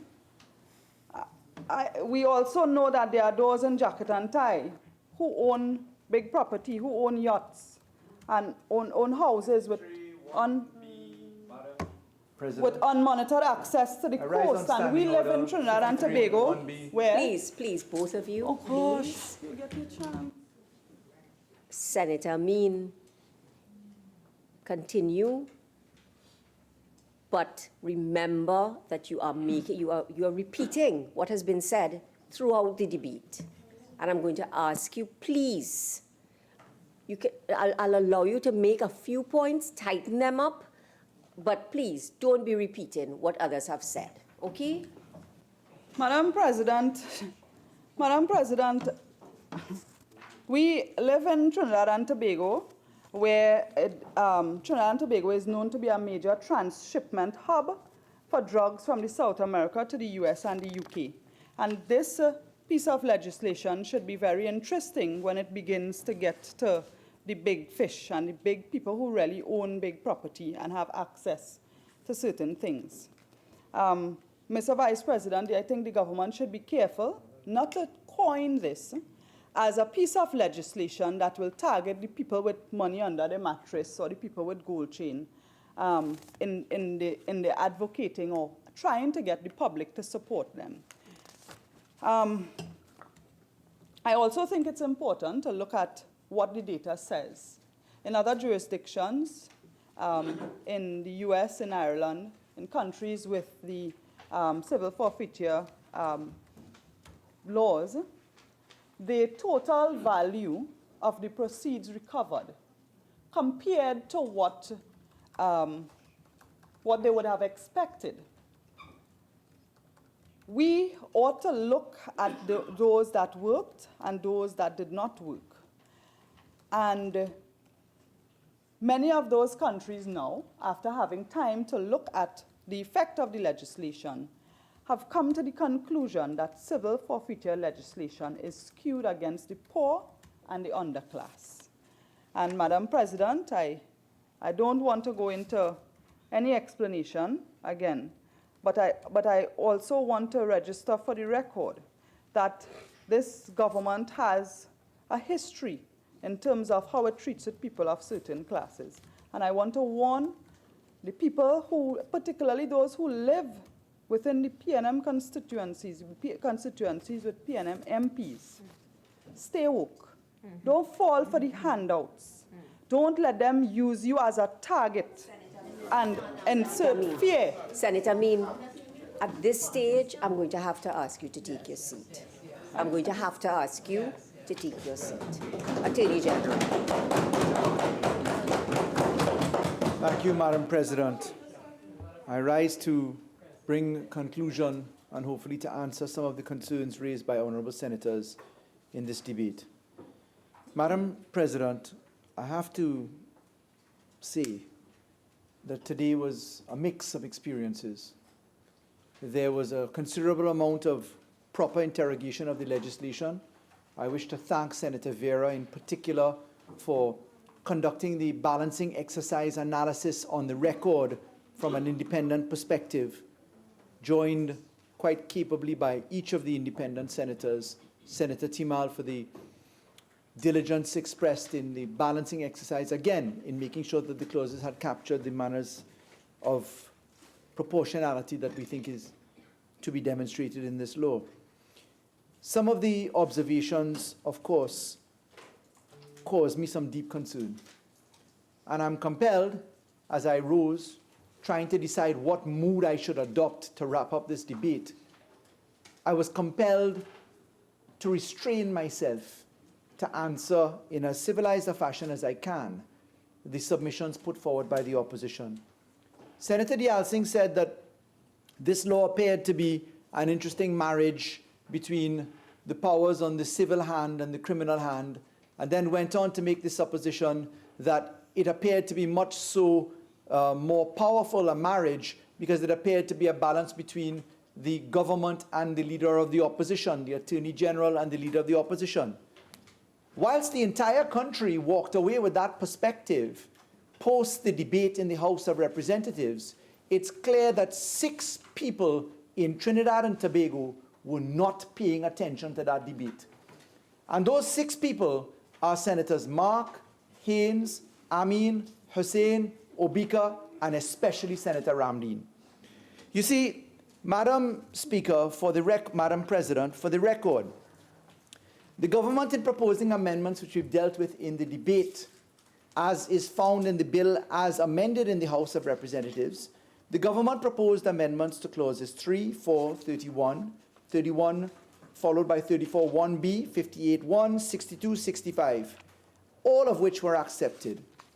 And then the leader of the opposition found 63 brackets of submission, and exactly 8 of them found their way into the bill. We thank the leader of the opposition for those submissions. The leader of the opposition, in fact, went on record as withdrawing the amendments that were left on the table as it relates to certain parts of the bill. But I'd like to say, when Senator Mark put forward this opposition, the proposition that the AG was tinkering with the bill, and the leader of the opposition made significant amendments, whilst he was still tackling every single thing that the leader of the opposition voted for in the last debate on this bill as we had it in the House, I'd like to put on the record that the amendments accepted were indeed welcomed in the House of Representatives. Very importantly, we ensured that the word audit was inserted after the words or law in Clause 9. We changed the tenure of the civil asset trustee from 7 to 5. We changed the tenure for the deputy from 6 to 4. We asked for the term of imprisonment to cause the removal of a civil asset trustee to be moved down to 1 year, harmonized with the Representation of the People's Act. And critically important, in the last 2 amendments offered by the leader of the opposition, we changed the word may to shall on 2 occasions. So and forgive me, I have omitted, the leader of the opposition put forward a sensible addition to the bill that we ought to serve the ex parte notice within 7 days. Those were the sum total of the amendments offered by the opposition in the House of Representatives. And I'd like to say that we spent a significant amount of time going through the law, and every single member of the opposition, in a manner which I wish to commend them for, voted in favor of this law. So to hear Senator Mark today come to the House of Representatives, come to the Senate, and tell this country that this is unconstitutional law, that this is a confusion, that we should instead move everything that is on a civil standard to the criminal standard to proof beyond reasonable doubt, to have him say that we're commingling the civil law with criminal law, makes me wonder if the opposition actually engages in the exercise that benches engage in, which is called caucusing. Because you surely have to have one consistent view on the law. And most respectfully, as I decided to be civilized in my reply, none of that was demonstrated by the submissions coming from Senator Mark. Let me put this squarely. I found the submissions raised by Senator Mark to be quite familiar. And then I went back to a case in particular. It's the case in Antigua and Barbuda of Ahmed Williams and the Supervisory Authority. And lo and behold, every single one of the arguments offered by Senator Mark were in fact the submissions offered by the appellant's attorney to that particular court. That there is an allegation that this is to be frowned upon because one ought to be presumed to be innocent until proven guilty, that there is breach of due process, that it is improper to ask someone to breach the rights of self-incrimination, that the in personam argument is really to be found even though you are going on the in rem argument. And all of these are found in the grounds of appeal set out at pages 7 onward in that particular judgment. So therefore, it is not that Senator Mark even came with some intellectual originality in the submissions made before this honorable. I haven't heard a standing order, I'm sorry. Standing order 48-4. 46-4. Attorney General, continue. Much obliged. So, in listening to the lack of depth in the arguments offered by my learned colleague, Senator Mark, I noted that all of his points were raised in the appeal lodged in the case of Ahmed Williams versus Supervising Authority. But Senator Mark did not respectfully take us to that intellectual freedom of being courageous enough to say what the court actually decided. Because it was in this particular case of Williams and the Supervisory Authority that the Court of Appeal went on to pronounce in the negative on every single one of the arguments raised by Senator Mark. Now, I'm not surprised because Senator Mark's arguments were not even found meritorious by the leader of the opposition, because none of those arguments sustained by the time we got to the vote in the House of Representatives. Now, Senator Mark's arguments are also to be found as having been trounced in the case of the National Crime Agency and Mrs. E. And let me deal with one simple point that Senator Mark went at length to try to convince us of. Senator Mark went on about this supposed unconstitutionality in somebody being asked to prove a fact, a reversal of burden. And I want to quote from the supreme law of the Republic of Trinidad and Tobago, which is the Constitution, so declared by Section 2 of the Constitution. And I'll go to the enshrined rights, protected rights and freedoms in Section 5 of the Constitution. And Section 5(2)(f) says, you shall not deprive a person charged with a criminal offense, and this is not a criminal offense, but that's in the serious cases, of the right, listen to this one, to be presumed innocent until proved guilty according to law, but this shall not invalidate a law by reason only that the law imposes on such person the burden of proving particular facts. So when one takes the perspective on the criminal law, which is not the case here, we're dealing with the civil law, and one reads the supreme law of Trinidad and Tobago at Section 5(2)(f) Roman 1, it makes a mockery of the submission most respectfully offered by Senator Mark. So, Madam President, I find it hard to accept the exhortations of my learned colleague. Now, Senator Hussain, Senator Ramdeen went on with certainty in their submissions that the DPP was somehow out of the loop, that the DPP was acting in a manner which breached the constitutional parameters. In Section 90 of the Constitution, of course, we're well familiar that the DPP has 3 powers described under that Constitution: the power to initiate prosecution, the power to take over prosecution, and the power to end prosecution by way of a nolle prosecute. And in those circumstances, if one were to take that as the pure be-all and end-all of law, that would be improper, because there is nothing preventing the legislature, the parliament, from enacting laws as we're invited to do under Section 53 of the Constitution, to make laws for the peace, order, and good governance of our country, to in fact provide for something which is a feature of our law right now. It is a matter of fact that the DPP can ask the Attorney General to go to the civil courts and to apply for certain reliefs in the civil law, including obtaining moreover injunctions or ante and pillar orders. It is a fact that the Proceeds of Crime Act, which is built upon standards and burdens of proof, including civil standards, if you look to the money laundering provisions, the civil standard in the Proceeds of Crime Act is applied there, and the DPP has functionality.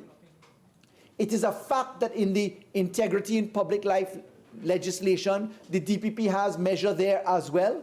So these exhortations that we are somehow acting out with the Constitution, I respectfully reject out of hand. Madam President, I want to go to something that I find necessary to underline. Senator Ameen, Senator Hussain, Senator Ramdeen, Senator Mark went on about the small man, the small man, the small man. This bill is not about the small man alone. This bill, as I put onto the record, embodies all of the offenses in the Proceeds of Crime Act second schedule. All. They include tax crimes, they include money laundering. But I find a very worrisome trend in our country these days. I find great odium in reference to race and ethnicity. And I personally find it offensive as to the constant commentary about 1%ers. And I listened to Senator Ramdeen today talk about doctors and lawyers coming from a particular path in Trinidad and Tobago, and that people that have properties and who's selling cloth must explain their wealth. Madam President, let me put on the record now.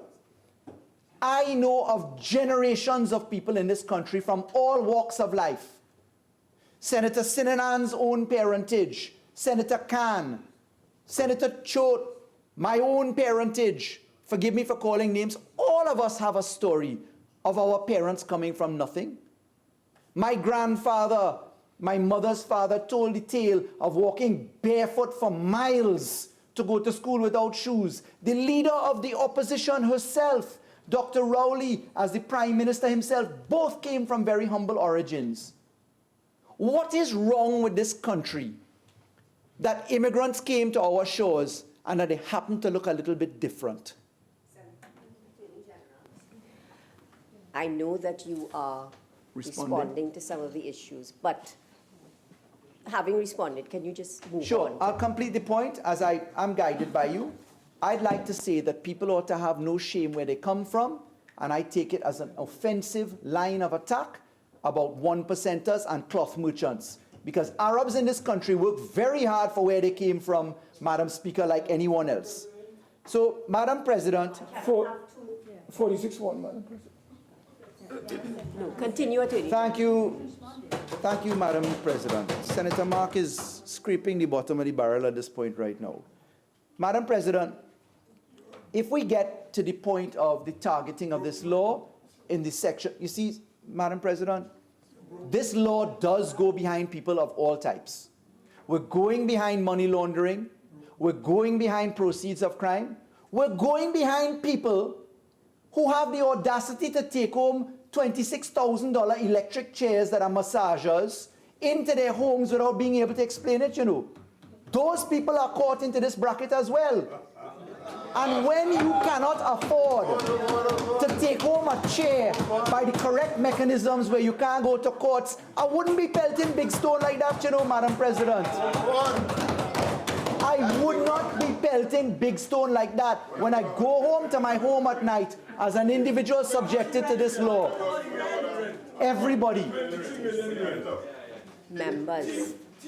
Senator Mark. Senator Mark.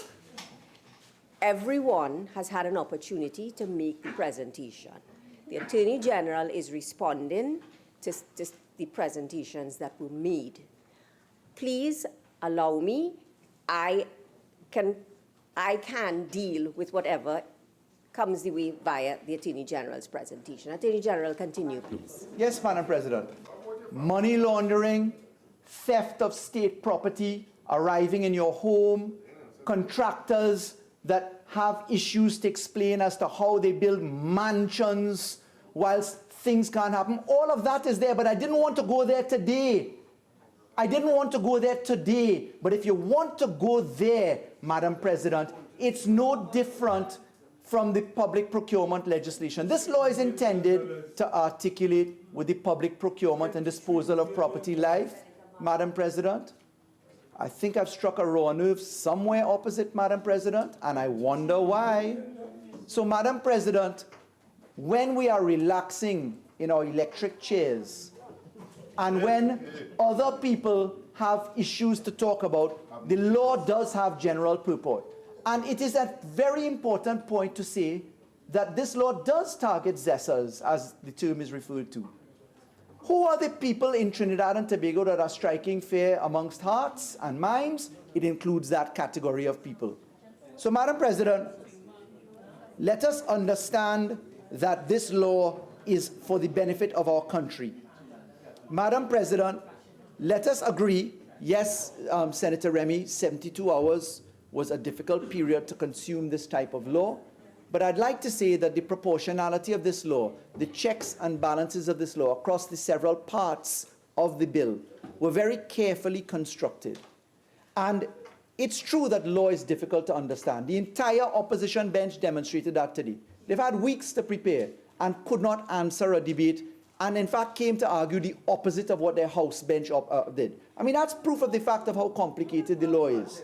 But the fact is that there is a consistent approach of proportionality. Senator Timal raised a few very important issues. They included as well. Please, Senator Hussain, please, I would ask you, let the Attorney General finish his presentation. If you do not like what you're hearing, you can leave the chamber. Okay? Continue, Attorney General. Thank you, Madam President. You see, Madam President, it's really quite simple.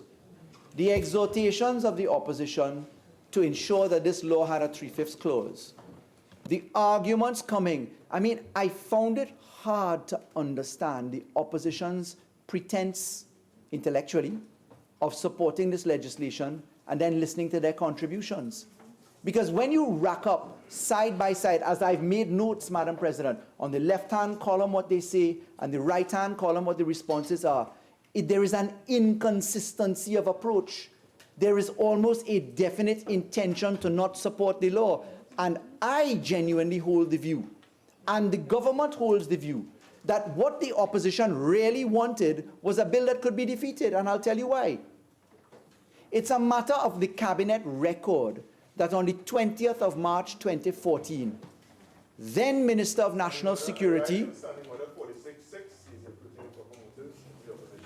How can he say that we intend for the bill to be defeated? Attorney General, continue, please. Thank you, Madam President. On the 20th of March 2014, then Minister of National Security, Gary Griffith, brought a note to the Cabinet entitled Civil Asset Forfeiture Explain Your Wealth Legislation. That note, which deals with the terms... Irrelevant, standing, I'm rising on standing. Sit down. Totally irrelevant. Senator Obika. Senator Obika, please look at me because I am speaking to you directly. Do not invoke a standing order like that again. Okay? Attorney General, please continue. Honorable Senators, and to the country through you, Madam President, are you witnessing what I'm seeing? Attorney General, please address me. Madam President, are you witnessing the reaction to a response to debate? The simple point being made here is that since 2014, the Cabinet records in relation to this bill, in relation to the policy which stands behind this law, demonstrates that the UNC is mortified afraid of this law. And it can get no simpler than that. Madam Speaker. Attorney General, continue. Madam Speaker. Senator Timal asked a question in relation to why a charge on the consolidated fund, in relation to the trustees, and I'd like to say that we put their salaries as a charge on the consolidated fund in the classic formula coming out of the case of R.V. Hines, which is the classic case to ensure that there's an insulation for terms and conditions, so that not only are their terms and conditions protected by the SRC terms and conditions, but that, Madam President, may I ask for your assistance, please? Yeah. The case of R.V. Hines anchors the principle that there is a better insulation away from political interference if you put things such as salaries as a charge on the consolidated fund. The civil asset structure and the trustee arrangement does contemplate an order of priority for payments, which is set out in the bill, and therefore there are expenses which are paid across the gamut in the order of priority, which you will see in the legislation in the clauses when we get to committee stage. The conflict of interest provisions we took a note of. That's something that we can look at the committee stage. We do need to explain that the property manager, there was a vesting in the property manager in clause 17, as you asked. And the question was why not put the assets into the civil asset trustee? And the reason is to be found in the manner in which it is vested. We have two forms of vestings. On the one hand, we vest in the civil asset trustees who have a certain function and role. And then we also cause a vesting into the manager. And that's to be found from the law of receivership. So as a receiver, by a court-appointed receiver, the receiver is vested with the property interest because the receiver must balance those things. It's for that reason that there may appear to be a duplication of powers and functions. It's because you must be prescriptive in giving the powers and functions to both of the agencies, because there is an interrelationship at times depending upon which end of the equation you're treating with. So they must have similar powers in respect of wasting assets, in respect of preservation of asset value, in respect of management. And in this type of law, it is essentially important to specify the powers and functions, because if a receiver or a trustee acts outside of those functions, one can be faced with a claim that you're acting ultra vires the legislation. So we had to be specific and prescriptive in the manner in which we set it out. The Canadian ruse has been unmasked by Senator Rambharat. The reference to the laws of Canada, let me put it straight. I said that we looked at a number of jurisdictions. We did not model ourselves after the Canadian jurisdiction. Our closest model was really to be found in the CARICOM region, and very importantly, in the Commonwealth matrix. There is a Commonwealth matrix which we used. That is the process that we have dealt with. It is not in the manner described by Senator Ramdeen, but I think that Senator Rambharat has put that squarely to bed. In any event, I'm able to say, if you go to the 2019 Canadian law, not the laws referred to by Senator Ramdeen, even if the Canadian laws were being modeled up, we look to legislative session in Canada. We looked at the Civil Forfeiture Amendment Act 2019, Bill number 11 of 2019. Canada is now putting into law what we are putting into this bill. Canada is now putting into law the preliminary preservation orders, the orders made without notice, which we don't have. We only do an inter partes final notice when all parties are together. So Canada has taken very significant steps, in fact, in a much deeper and darker direction than our law is going to. But clearly, Senator Ramdeen perhaps didn't have a chance to find that law just yet. I can certainly send it for him so that he can satisfy himself of the particulars that I'm saying. In relation to the issues of the Registrar General and the Commissioner of Transport, Section 41, etc., Senator Ramdeen raised this huge landmine issue of may and shall. The administrative law provisions to be found in the Registrar General's Act, etc., there is no criminal sanction to the Registrar General or to the functionaries for the manner in which they treat with themselves. And the methodology used by the Chief Parliamentary Counsel is to use the word may. There, of course, will be a penal clause inserted in the orders of the court. There's a penalty clause for which there is imprisonment or sanction for contempt of the court if you don't comply with directions. The Senator Ramdeen then went on to the selling cloth. I won't come on to that. But what I can say is that, again, all matters fall within this discerning. $1.4 billion in legal fees spent in 5 years, that's a matter for discerning. Public procurement of assets, that falls within it. And, sorry? Senator Ramdeen? Sorry. So, Madam President,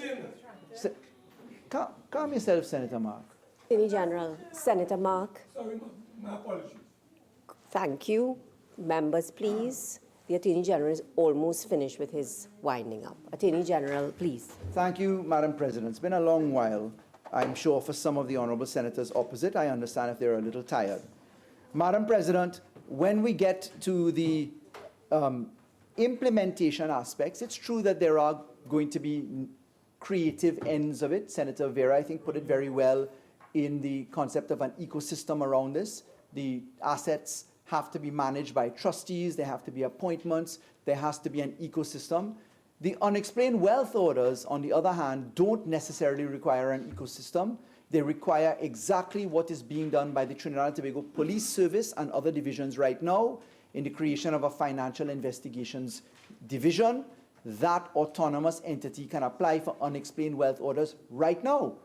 And again, in treating with the category or species of matters that will be looked at, yes, there are lots of examples that already fit within the parameters of the Proceeds of Crime Act. We have the unfinished matters in the life sport matter, in several other matters that this country has been waiting on. There are therefore alternative remedies available because there will be matters which are in the course of criminal investigation right now. I'm sure that that may cause some deep concern to people. There may be deep worry and panic amongst a section of this population, but I am confident that all things stand right when you recognize that you're going to a court of law for this due process to happen, and that you have your say there on an inter partes basis and never on an ex parte basis, as this law is designed to encourage. The circumstances of ex parte, yes, they may result in an absconding debtor not having certain provisions, but then there is the ability for the debtor to return home to face the courts. There are umpteen examples in other jurisdictions, the United States in particular, where there are fugitives from justice or absconding debtors, and the United States have, in fact, done what Trinidad and Tobago does, which is to send people to take depositions abroad, have you appear remotely. There are many methods of appearance before the courts in this land and in other jurisdictions that can assist us to getting there. Senator Obika raised an argument saying that we were blindly following the FATF.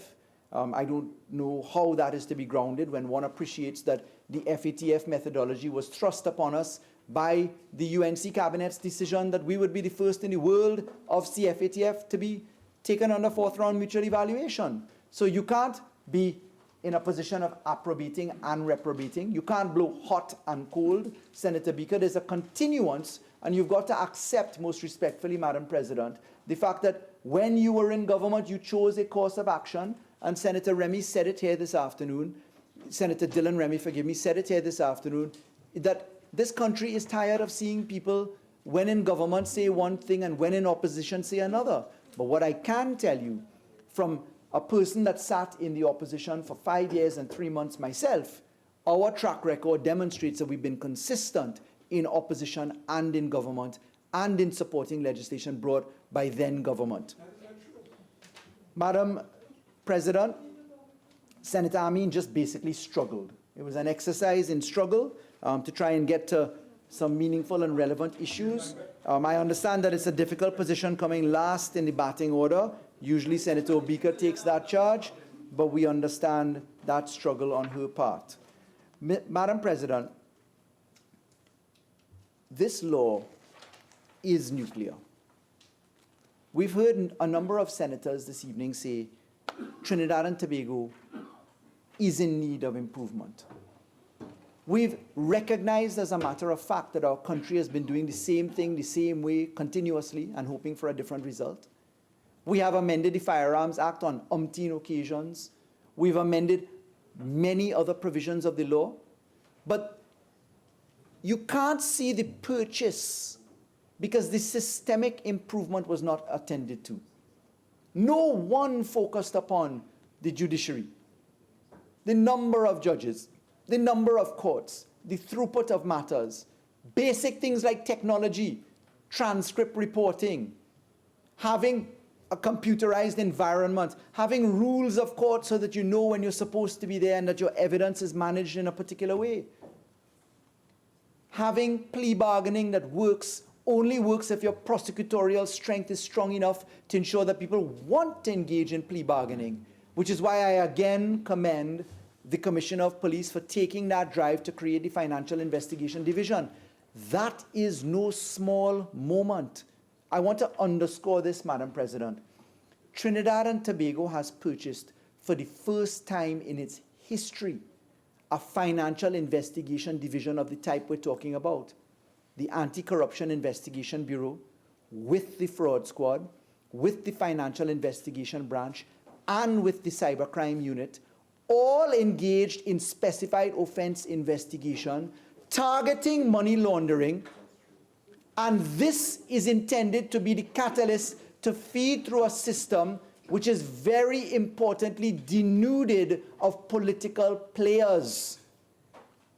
You are hard-pressed in this particular bill to find any political hand other than the promulgation of regulations which are subjected to negative resolution. So that's the only place you find a ministerial input, other than, of course, the Attorney General's involvement via the listing mechanisms, which is done in the due process of the courts. I understand a lot of people are going to be panicking over these developments. To the uninformed, it doesn't bite. But to the people that understand the game changer that has been purchased, I understand what panic looks and sounds like. We all do, Madam President.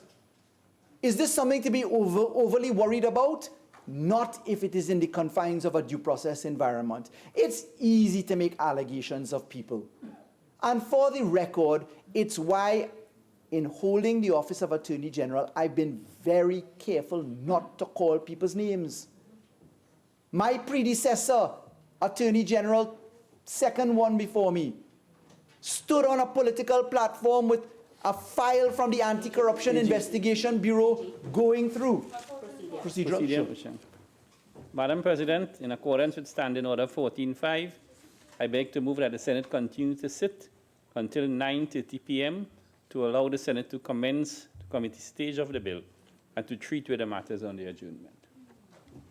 Senators, the question is that the Senate continue to sit until 9:30 p.m. to allow the Senate to commence the committee stage of the bill and to treat with the matters on the adjournment. Those in favor say aye. Aye. Those against say no.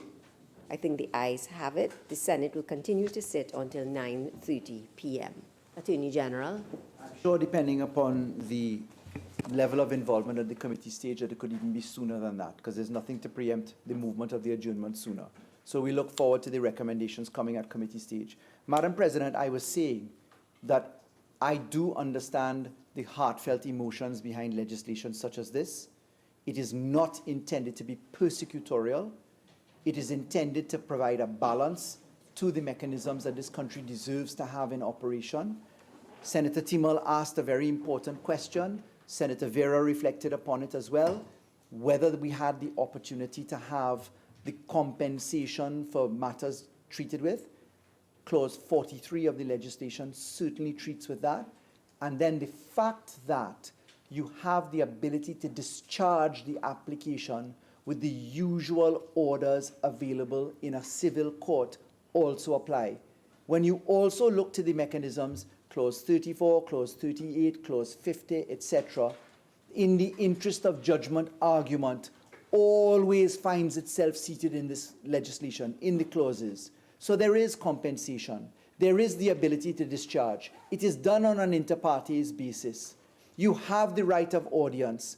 You, the party, you, the respondent, have the right of audience, but you, the person whose interest is affected, also have the right of audience. And that is brought about by way of the publication of the proceedings in the Gazette, in the newspapers, by actual service, in the multiple methods of service. So this law, I remind, is subjected to the civil jurisdiction.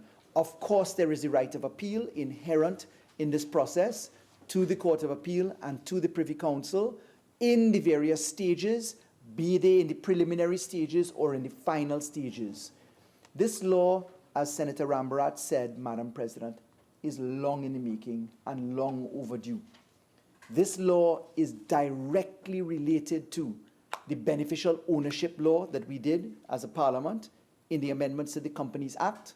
This law is directly related to the non-profit organization law. This law is directly related to the registration of deeds bill which stands in the House of Representatives. We understand that there have been some difficulties in the run-up to this, largely created by the online petitions engaged by the opposition. I mean, there was a considerable move against this legislation. I think the wisdom came to the House of Representatives, and we're grateful that the opposition saw the light. Even though there were a few amendments, 5 in number, they were welcomed, and they were important additions to the bill. Madam President, we ask for good sense to prevail. We look forward to the committee stage of this bill coming to pass, and certainly to us coming up with a final version that can withstand the scrutiny of Trinidad and Tobago's courts as they go all the way up to the Privy Council. The UNC has already threatened that they'll go to court.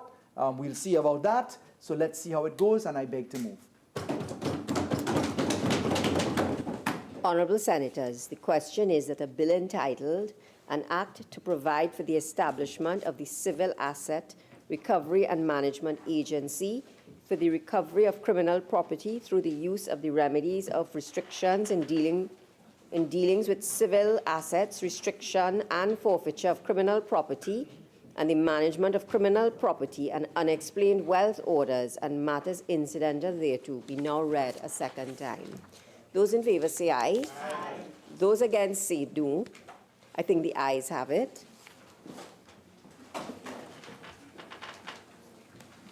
A bill entitled, An Act to Provide for the Establishment of the Civil Asset Recovery and Management Agency for the Recovery of Criminal Property through the use of the remedies of restriction in dealings with the civil assets restriction and forfeiture of criminal property and the management of criminal property and unexplained wealth orders and matters incidental thereto. Attorney General.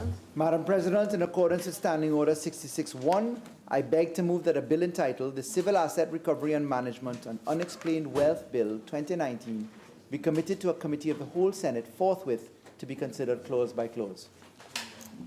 Honourable Senators, the question is that the Civil Asset Recovery and Management and Unexplained Wealth Bill 2019 be committed to a committee of the whole Senate forthwith to be considered clause by clause.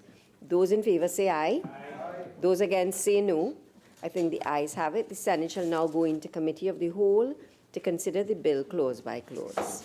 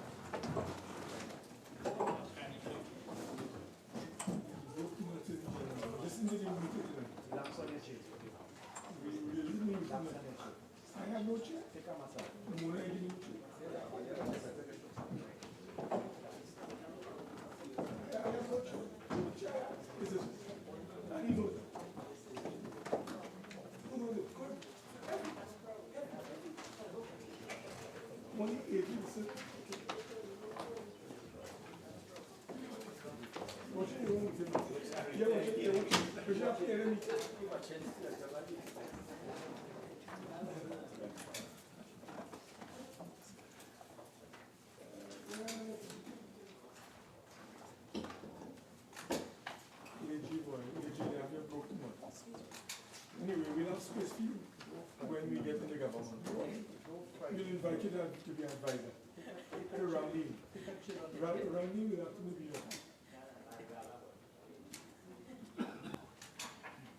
Honourable Senators, we are now going to begin the deliberations of the committee. May I remind Senators, please, that there are 76 clauses in this bill and 3 schedules. I ask members to please pay attention as we proceed. There are amendments, two lists of amendments. One list circulated by the Attorney General and the other list circulated by Senator Ramdean. Senator Mark. Madam President, I hear this end. I just have a few amendments that we're trying to get. The second list is being circulated as we speak. No. A third list. Senator Thompson, you have circulated those amendments? No, we're trying to get them. We're trying to figure out how just to get them printed. It's just a few minor. It would be good to know what clause is, so that we have to suspend. Senator Thompson, can you just tell me what clauses you are seeking to have amendments?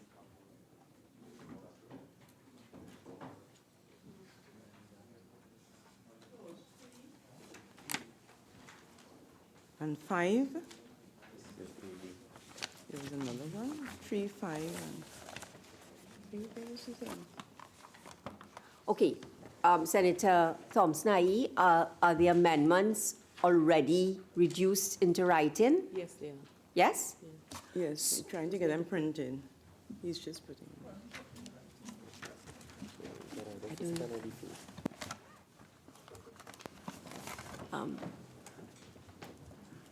Senator Thompson, they have been submitted in writing already?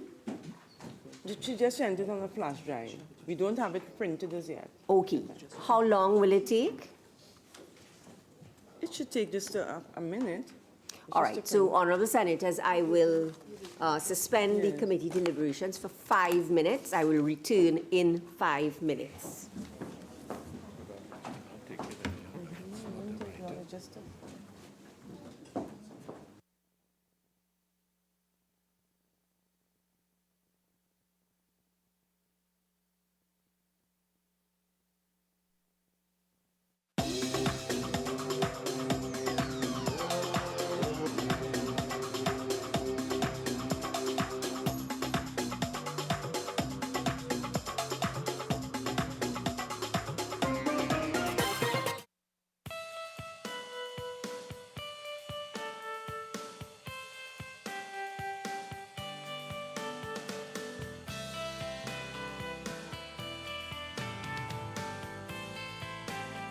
This has been a presentation of the Parliament Channel and Parliament Radio 105.5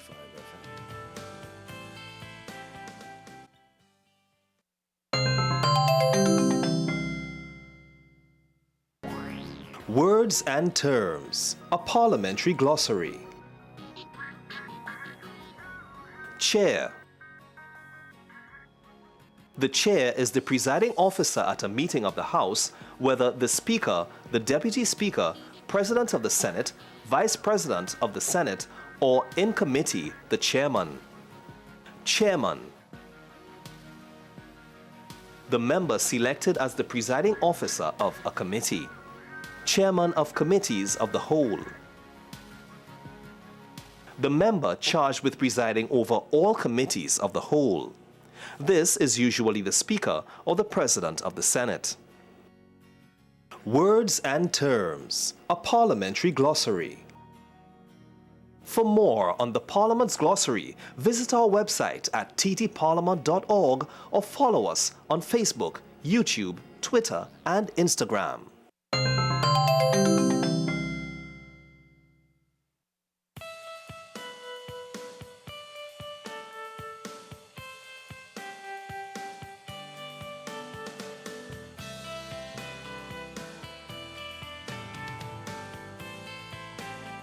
This has been a presentation of the Parliament Channel and Parliament Radio 105.5 FM.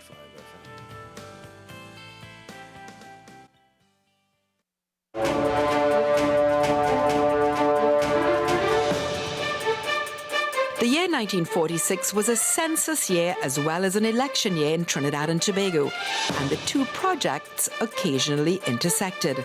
Applying the principle of economies of scale, polling divisions were delimited by the same people who defined the census districts based on the same fieldwork.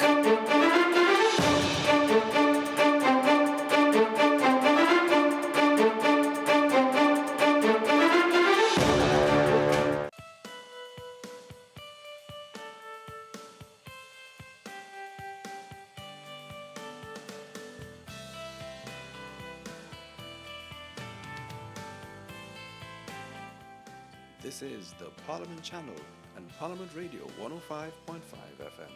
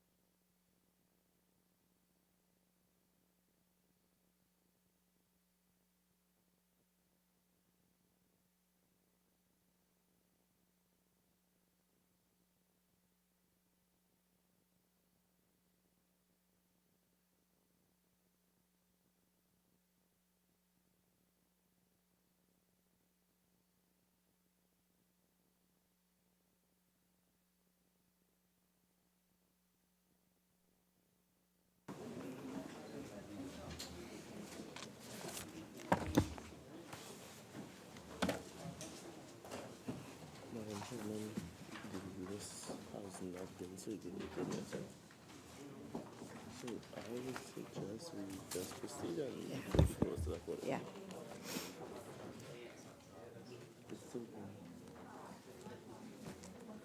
May I ask the status of the list of amendments, Senator Thompson-Aye? Can't say,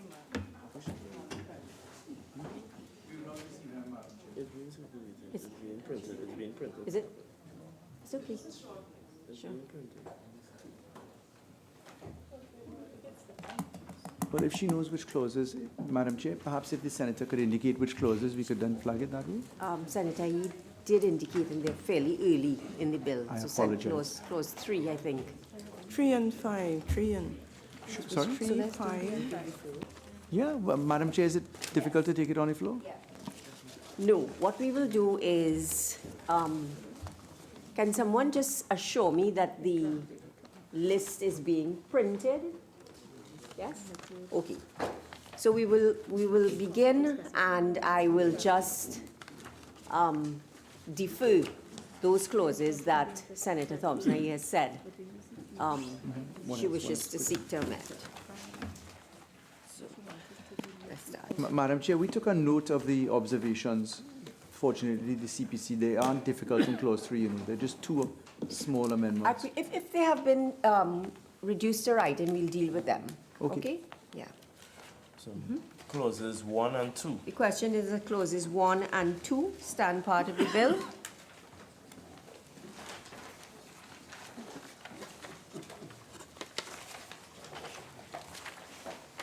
The question is that clauses 1 and 2 now stand part of the bill. Question 3 is stood down. Oh, those in favor say aye. Aye. Those against say no. The ayes have it.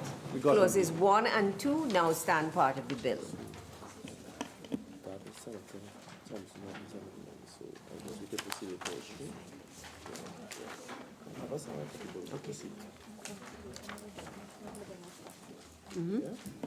Clause 3. The question is that clause 3 stand part of the bill. There is an amendment circulated on behalf of Senator Thompson-Aye.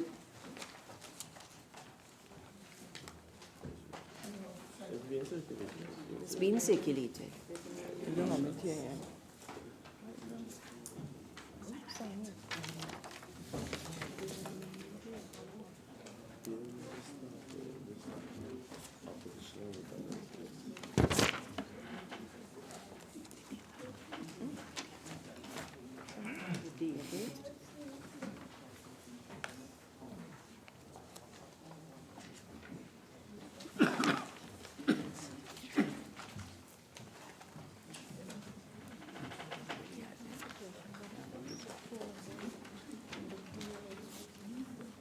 Senator Thompson-Aye, can you speak to your amendment, please? Clause 3, criminal conduct means, and the second part would constitute, where's the bill? Part B would constitute, B2 would constitute a specified offense in Trinidad and Tobago.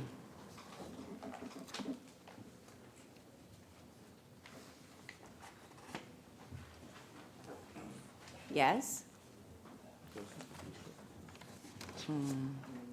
Can you just elaborate on the amendment? It says, if it occurs, the Part B says, criminal conduct means conduct, which if it occurs in a country outside of Trinidad and Tobago, the first part said would constitute an offense in that country.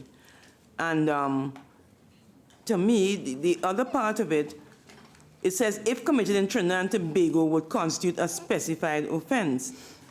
And I thought that putting in the Trinidad and Tobago at the end, instead of repeating if committed in Trinidad and Tobago, that it has to be, you know, committed in Trinidad and Tobago.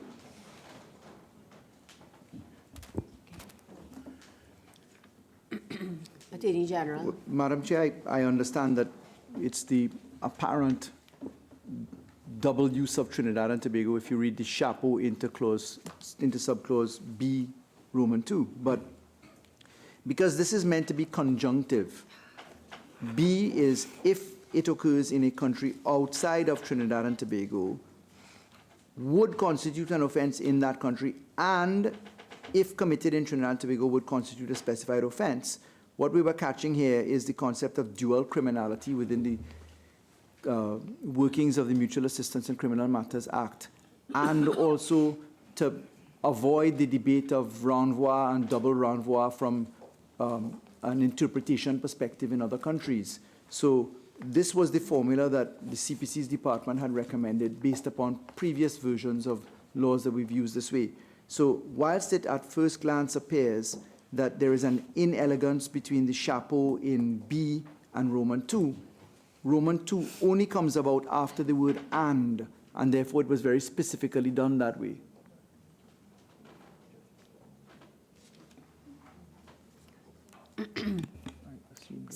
Senator Thompson, there is also some further amendments proposed to Clause 3. Madam President, clothes and transportation. In reasonable living expenses, which is on page 5.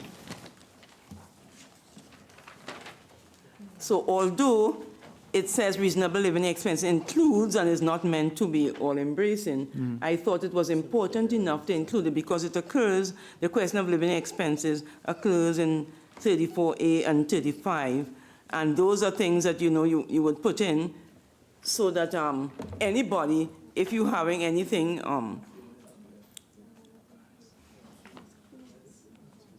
that ought to be considered as something that must be exempted from the recovery. Madam Chair. Before Senator Vera. Thank you, Chair. I have no issue with transportation, although I think it should be at B, allowances for food, medicine, transportation, and medical treatment. On the matter of clothes, without being facetious, I'll just remind the Senate about 2 recent occurrences in the United States. Roger Stone's comment that one should wear boxers, never briefs when going to court, because expensive clothes suggest that the wearer is powerful. And then also the EPA administrator, Scott Pruitt, who spent nearly $3,000 US on tactical pants, $24,115 on body armor and tactical polos and pants, could be seen as really not necessary, but any? And generally, if you have expenses being, compiled, you would always include clothing. If you're dealing with expenses, living expenses, even in the family law legislation, you always have an item dealing with clothing. So if you're looking at what you're going to allow someone to have as reasonable living expenses and do not include that, an issue could come up there. Attorney General. Madam Chair. If I could be allowed to put on the mic. Thank you. Yes. Madam Chair, I understand and thank the Honourable Senator for her recommendations. I think that we did not catch it in subclause D, which is provision of reasonable living expenses of dependents, because that's for the category of dependents. If I were to ask the Honourable Senator to allow us to think of it in the manner in which Senator Vera recommended, which is perhaps an improvement in subclause B, so allowances for food, medicine, and medical treatment, if we were to use the same term, reasonable living expenses, we would capture all the different types, because we wouldn't be specific just to transportation and clothing. So if we were to say allowances for food, medicine, medical treatment, and reasonable living expenses, I think that we could get there. Reasonable living expenses, meaning reasonable living expenses. How about if we were to put it in B? You're right, because the chapeau would interrupt that. So allowances for food, medicine, we could put it perhaps there. Transportation. So we go comma, transport, clothing. Yes?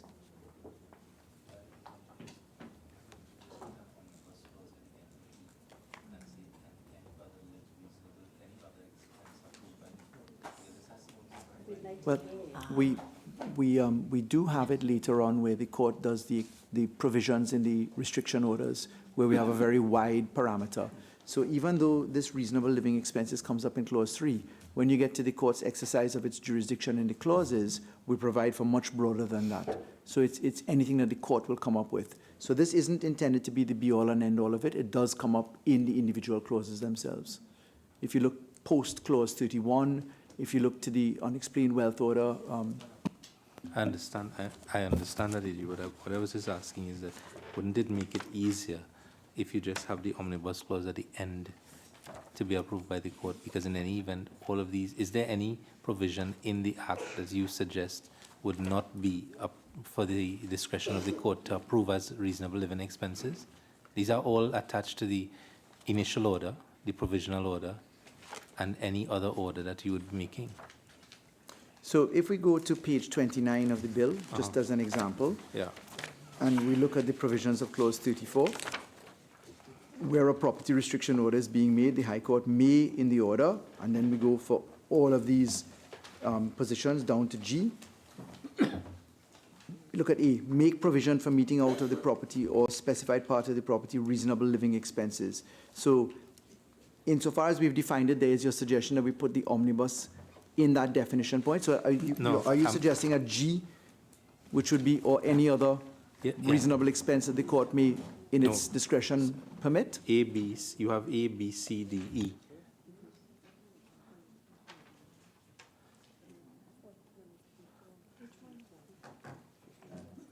Where are you getting G from? I don't know, he make a mistake. I'm being advised, Madam Chair, thank you for permitting this discussion, that the definition section should not be the caveat or sweep up.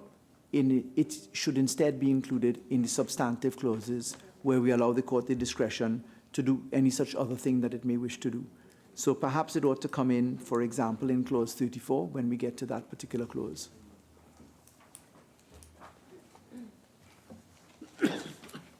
But I'm quite comfortable, Madam Chair, in accepting Senator Thompson-Nahi's recommendation to recommend the amendment of reasonable living expenses at subparagraph B, where we insert allowances for food, medicine, insert here, comma, transport, comma, clothing, and medical treatment.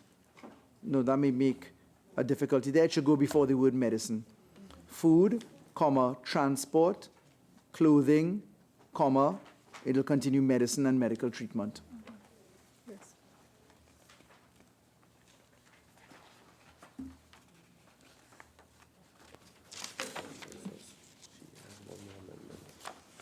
Senator Thompson, you also have an amendment in respect of dependent, just to change the spelling, is that it? Yes, I did. I think the Attorney General was outside at the time. I had explained that dependent with an E. In the UK, it's in English, British English, it's with an E is an adjective, and with an A, you're talking about the people. Once you talk about a dependent as a person, it has to be an A. The Americans use E, but we use the A. Madam Chair, Senator Thompson-Nahi is correct. The E is in reference to the US, but we are specifically intending on using the US because it is a wider application. It's more universally used. So even though we write in the English, British phraseology, we're going to be interpreting this law across jurisdictions, and the CPC's advice is that from a parliamentary council training perspective, they have been taught and mandated and have been applying the use of the US spelling because of the greater universal application which was specifically intended. I just learned that for myself. But I don't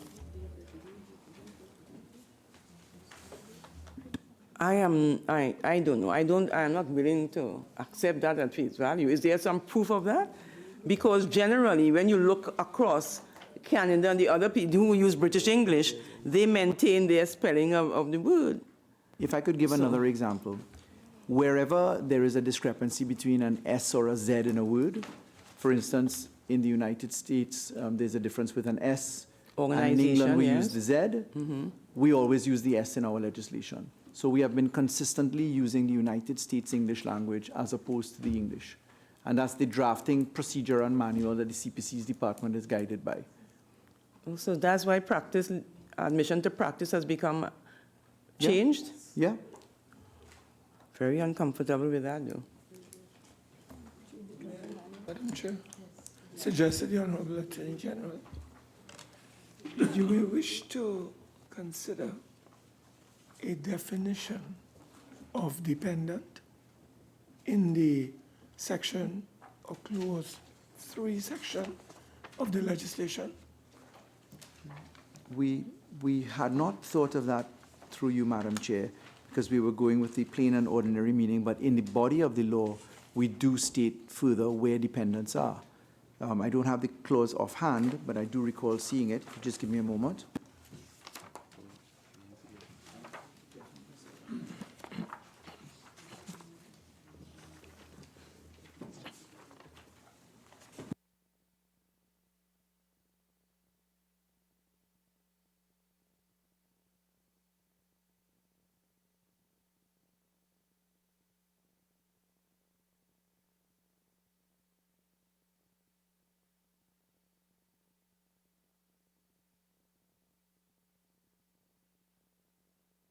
The number will remain as is because of the way you've made the amendment, yes.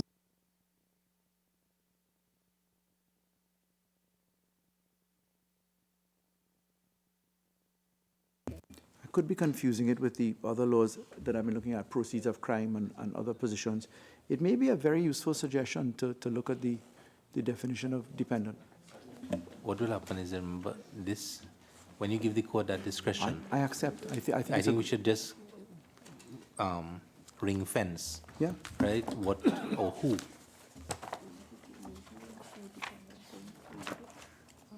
Yeah, cohabitational relationships, child, etc. Yes. Yeah. I'm just looking for it to see if we had it in poker.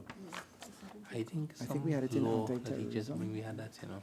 So, Madam Chair, I think that's... Just stand it down. Yeah, I think that's a very useful suggestion by Senator Mark. And with your permission, if we could come back to this issue, we will search for an appropriate definition of dependent.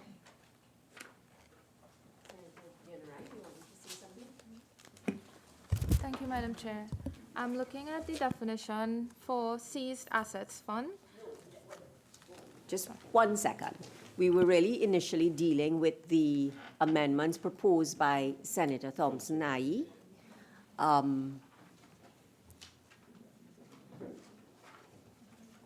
One part of the amendment has been accepted, but I am not sure what the Attorney General is saying in respect of the first part. So we just need to settle that.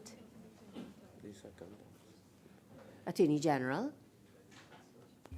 I'm so sorry. I was No, that's all looking right. for In respect of we're dealing with the amendment proposed by Senator Thompson-Ayi. Yes. In respect of criminal conduct, what it means, B2. Respectfully, Madam Chair, I'm compelled to maintain the definition. AG? Yeah. The answer to that wouldn't be that you have already defined specified offense later on, so that the captioned definition of specified offense, which is on the next page, would capture the Trinidad and Tobago in that, because you define it in, if you look page 5, the definition at the bottom. It's true, but in looking at that definition, even though it has been defined at page 5. No, I'm not supporting. I'm saying the answer to the proposal flows into the fact that it's it's defined already under the procedure. But we really looked to the language that we use in the Mutual Assistance in Criminal Matters Act, and we maintained consistency with that one. So we went from a drafting perspective with the thing which is applied every day as to dual criminality consideration. So, Madam Chair, we're very pleased to accept the recommendation as to reasonable living expenses. We would not need, therefore, to treat with the renumbering, which is the third item proposed. And we respectfully decline the invitation to change from the Americanized spelling to the English spelling. And we ask if the Honourable Senator would allow us to continue using the language which we've used in other legislation for criminal conduct.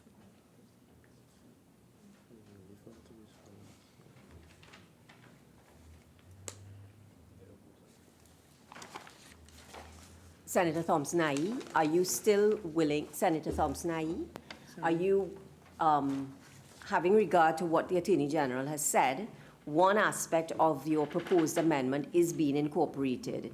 Are you proposing to go through with the amendment, or will you withdraw it and we will incorporate the amendment as agreed to by the Attorney General? Very well. Yes? So you withdraw it? Thank you very much. Yes, I'll read it out afterward. Senator Dana Ryan, you wanted to raise something else? Yes, please. Yes. Thank you, Madam Chair. I'm looking at the definition for seized asset funds, and it makes reference to Section 59 of the Proceeds of Crime Act. I'm looking at the Proceeds of Crime Act here, and the definition of seized assets fund is actually under Section 58. Was there a subsequent amendment to the Act that moved it to Section 59? I'm not sure. Just clarification. Yes, we amended it. We apologize that the updated revised laws are not yet in circulation, so it was amended. Senator Richards. Thank you, Madam Chair.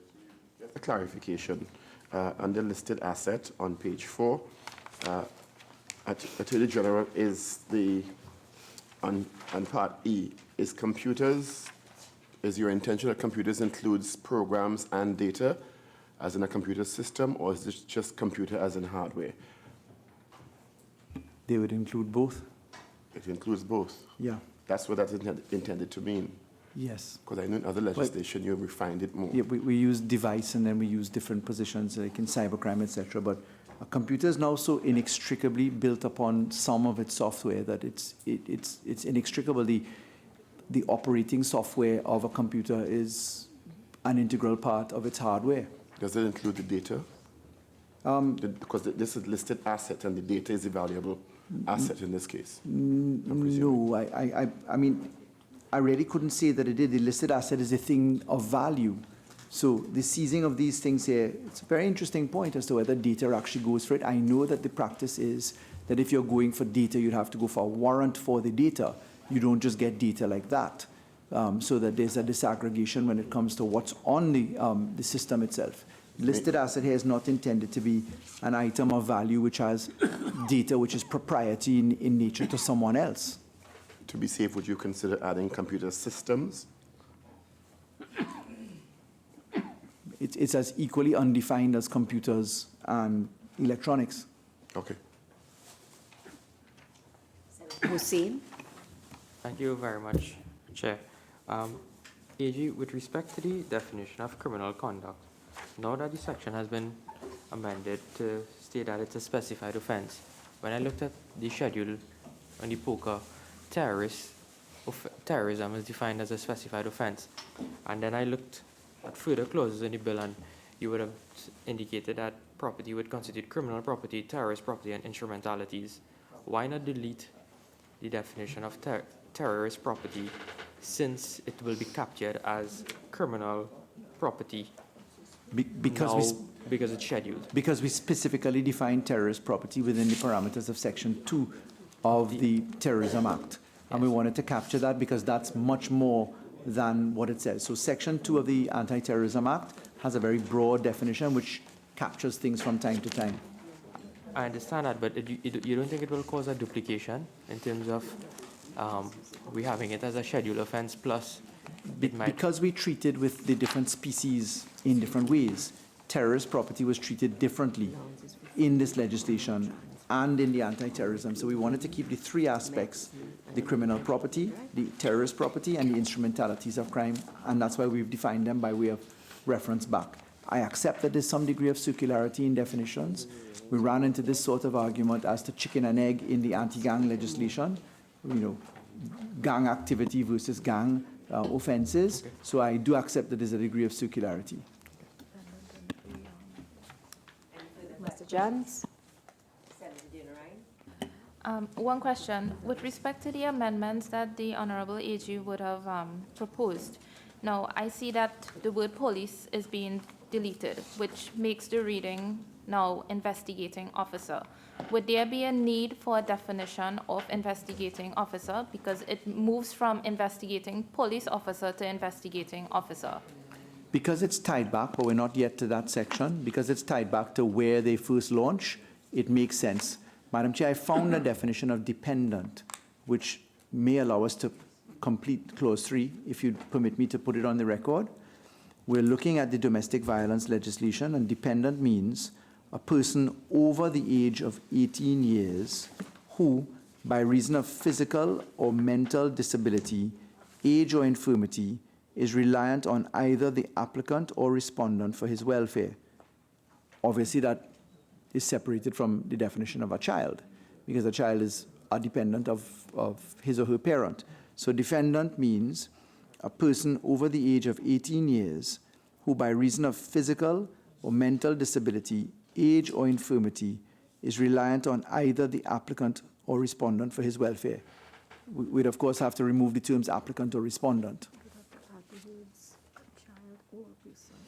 So, Madam Chair, if we wanted to combine the two concepts of child and dependent as we see it in that piece of legislation, we would say dependent means a child or person, a child or a person over the age of 18 years who is, and then we would say dependent upon, etc. So do you want me to read you the final version of that? It would be. Attorney General. Yes, please. Madam Chair.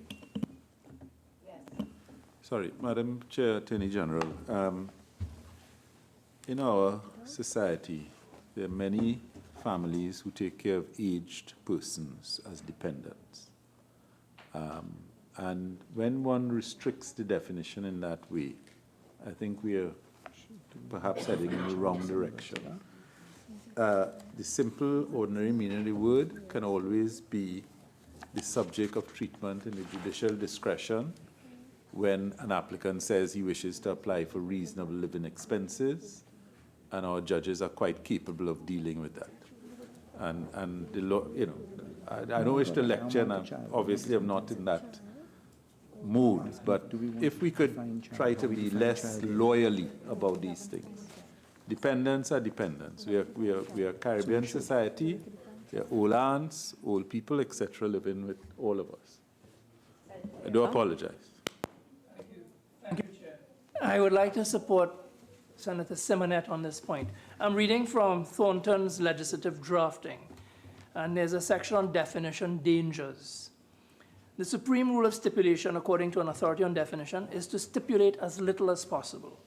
This rule applies particularly, but not exclusively, to stipulations that extend or narrow conventional usage. An unnecessary definition wastes the reader's time. And I don't want to read it, but it just says, it should not be assumed that every technical, scientific, or similar term of art needs to be defined. The meaning may be unambiguous and well understood without a definition. Definition is always a risky business. So I think, Attorney General, the question is whether to include a definition of dependent, or based on what Senators Simonet and Vera have indicated, to go by the ordinary interpretation of the word. But we had cast ourselves to use the ordinary interpretation. If we're going to define dependent, no, the reason why I like the plain and ordinary meaning is that Trinidad and Tobago is well accustomed now to what dependent means. We were prescriptive in other pieces of law. It's a good idea to define dependent. Dependent, if we're going to define it, we'd have to include a definition of a child, which would be the outside. So we have two options on the table. We could define a child as follows. Child means a person under the age of 18 years who ordinarily or periodically resides with the applicant, whether or not the child is a child of the applicant, and includes an adopted child, stepchild, or a child who is treated as a child of the family, but not a person who is or has been married. And then we would go to dependent. Dependent means a child or a person over the age of 18 years who has, by reason of physical or mental disability, age, or infirmity, is reliant on the applicant for his welfare. That would capture both.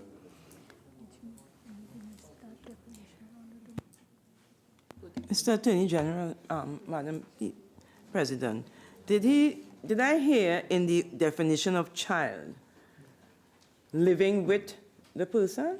Is that what I heard? Someone who ordinarily or periodically resides. All right. So you have a situation where the other parent You mean support, has care, and custody? Sure. Yes. I understand. So you're not living there. So that is a dangerous definition. Yeah. Because you may not be living there at all or So- visiting, but you are a dependent because there's an order, you know, for me to support so you. members, may I just ask, a decision has to be made, Attorney General.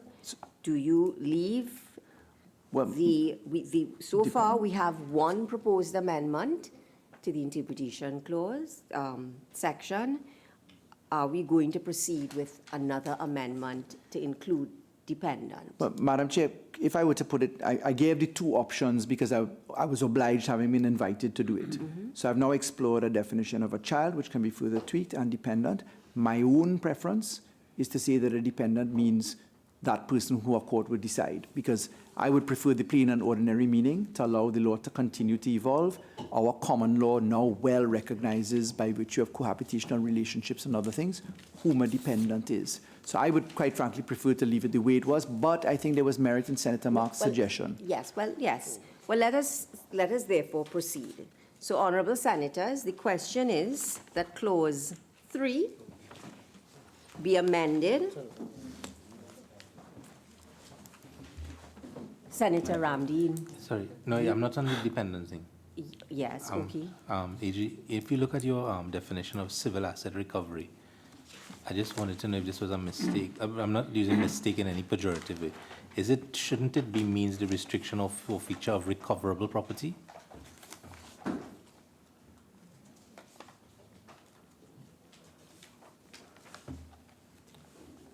Means the restriction of forfeiture of criminal property.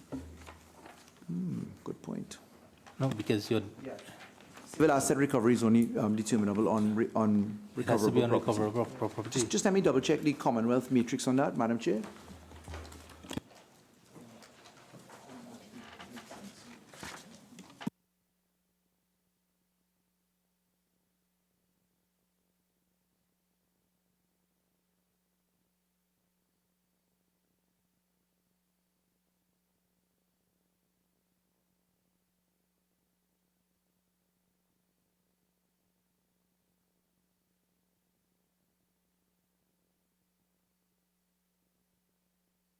Madam Chair, I want to agree with Senator Ramdeen.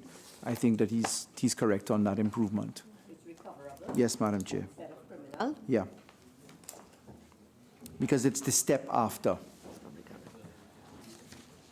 I do just want to prolong. It just means that you would have left out the other two branches that you cover under recoverable property, which is already defined. Recoverable property is both criminal as well as terrorist and the instrumentalities of crime, which you have defined later on. So if we look at recoverable property, yeah, look at page 5. it means criminal property, terrorist property, or an instrumentality of crime. Yeah, so that if you only limit it to criminal, you would leave out the other two, terrorist and instrumentality. So I agree with you. So it should be recoverable, which Yeah. should capture all three species. Thank you. I had not seen it. Any other comments or questions on clause 3? May I now proceed to deal with clause 3? Honorable senators, the question is that clause 3 be amended as follows. At page 3, to delete the word criminal and substitute the word recoverable. At page 5,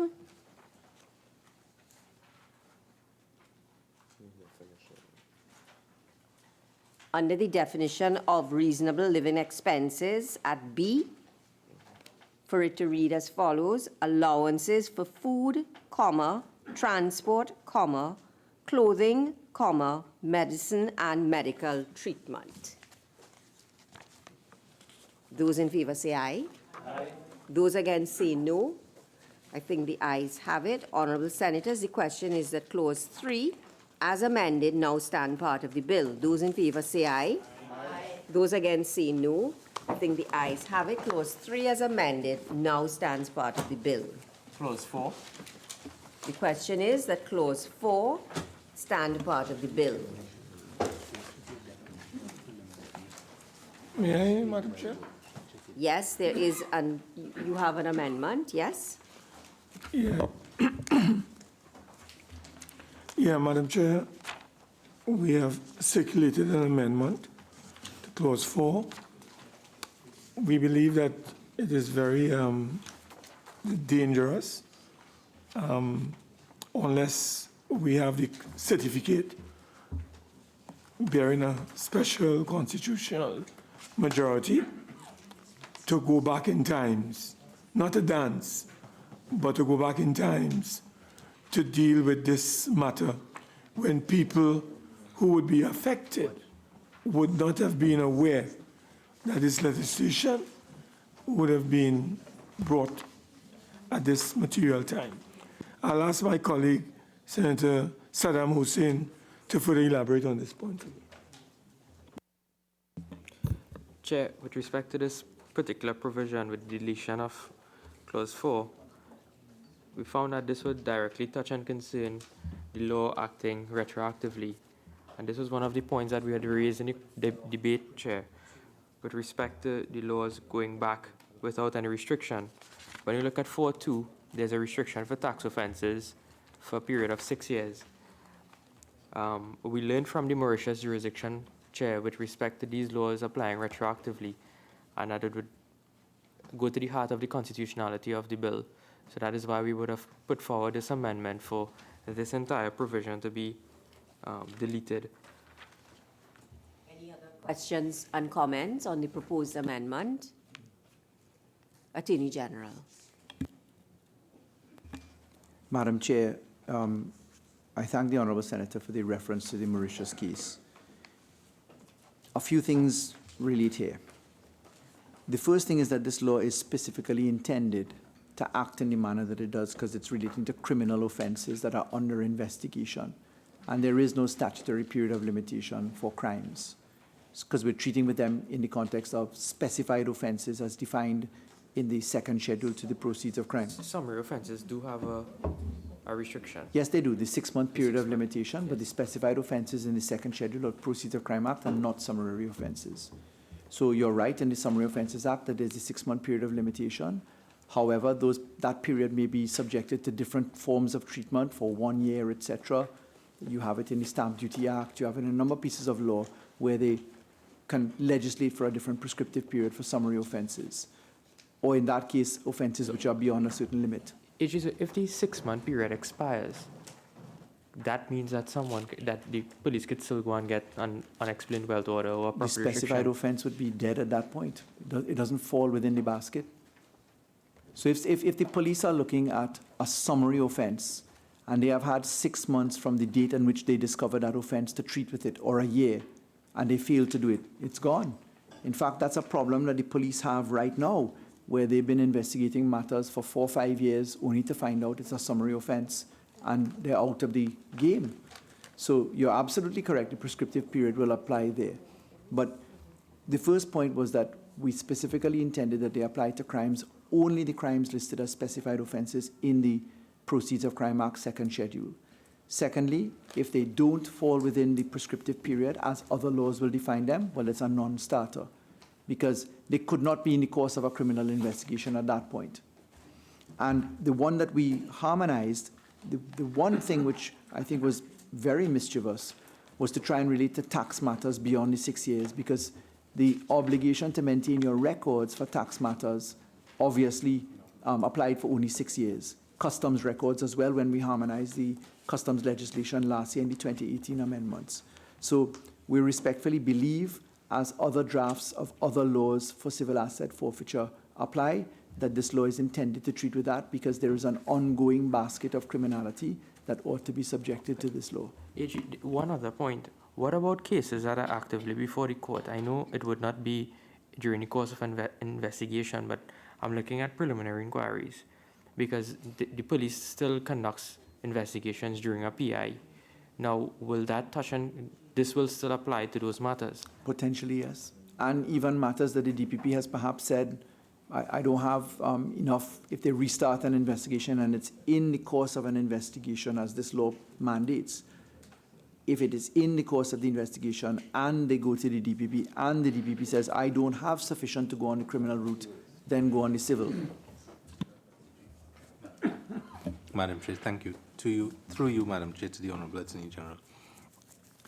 It is the basis upon which you, as a matter of policy, have said that you have this exception for the tax matters is for the fact that people don't keep their tax records or are required by law to do it, or customs records for 6 years. I accept that. But the law that we are putting in place requires that there's a reverse burden on the person against whom an order is made to show that the wealth that they have is legitimate. In doing that, you would obviously be required to produce some type of documentation depending on what is the nature of the wealth that you are required to explain by virtue of the order of the court. It may not be that you can put it in Section 4, but is there not also a policy position that is directly related to your exception for tax and customs matters, that a reasonable excuse defense be put in to protect someone who legitimately may have acquired his wealth? The documents are just not able to be produced for some reason, and therefore in those circumstances, when that person is required to satisfy the burden on a balance of probability, that there's a reasonable defense therein. If it is there already, you can just point me to it. It's a clause 50. So clause 50 deals with the concept of the legitimate owner. If in the course of hearing an application for a civil asset forfeiture order, High Court is satisfied on a balance of probabilities that the property that is the subject of the application is recoverable, but that the person is a legitimate owner, the High Court shall make an order it considers necessary to protect that person's interest in the property. And then 2, for the purposes of subsection 1, a legitimate owner means, in the case of criminal property, person who was the rightful owner of the property before the criminal conduct occurred and was deprived of the property, or acquired the property in good faith, etc. And to come to your point, which is, look, the lawful excuse. The lawful excuse, I think, is captured in the balance of probabilities here, because it's certainly not proof beyond reasonable doubt, where you would put in that caveat of lawful excuse, which would take you down from that threshold, because we're on the civil standard. So implied within the civil standard of balance beyond a balance of probabilities is that lawful excuse. The qualification of mens rea of lawful excuse attaches to a crime and doesn't find itself in the balance of probabilities exercise. Madam Chair, I understand what the AG is saying, but in principle, we do not support retroactive or retrospective legislation. And if we are to support it, there must be a certificate. So, Honourable Senators, the question is that Clause 4 be amended as circulated by Senator Mark. Those in favour say aye. Aye. Those against say no. I think the noes have it. Honourable Senators, the question is that Clause 4 now stand part of the bill. Those in favour say aye. Aye. Those against say no. The ayes have it. Clause 4 now stands part of the bill. Clause 5. Before you get to Clause 5, again, I wish to thank Senator Ramdeen for this. There was a transcription error between the bill in the House, as amended, and in the Senate. In Clause 3, if you look to the definition of preliminary unexplained wealth order at page 5, what should have been a reference to Section 61 appears to be 6. In the House, it was 61, and the 61 has become 6 here. So if you would kindly, whilst we are close to Clause 3, be minded to revisit Clause 3 so that we could amend the definition of preliminary unexplained wealth order to be a reference to Section 61 and not Section 6. Go ahead. Clause 3 revisited. Honourable Senators, the question is that Clause 3 be amended as initially stated at page 3, 5. Oh, I see. Yeah. at what was stated for reasonable living expenses, and now to include under preliminary unexplained wealth order, the inclusion of a 1 to make it under section 61. Yes? And keeping the reference to the amendment to civil asset recovery at page 3. So it was civil asset recovery at page 3. Said that already. So the amendment already set out at page 3. Much obliged. Thank you, ma'am. Yes. Those in favor say aye. Aye. Those against say no. I think the ayes have it. Honourable Senators, the question is that clause 3 as amended now stand part of the bill. Those in favor say aye. Aye. Those against say no.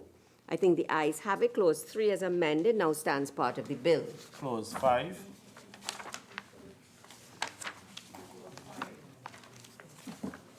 Honourable Senators, the question is that clause 5 stand part of the bill.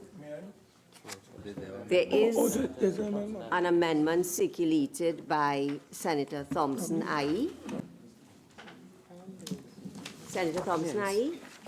As it stands, the definition at the end said that the standard of proof should be that applicable in civil proceedings. My amendment is just to spell it out as it stated in clause 45 and clause 50. They say specifically on a balance of probabilities, so that one doesn't have to wonder what is the civil standard if you're a non-lawyer.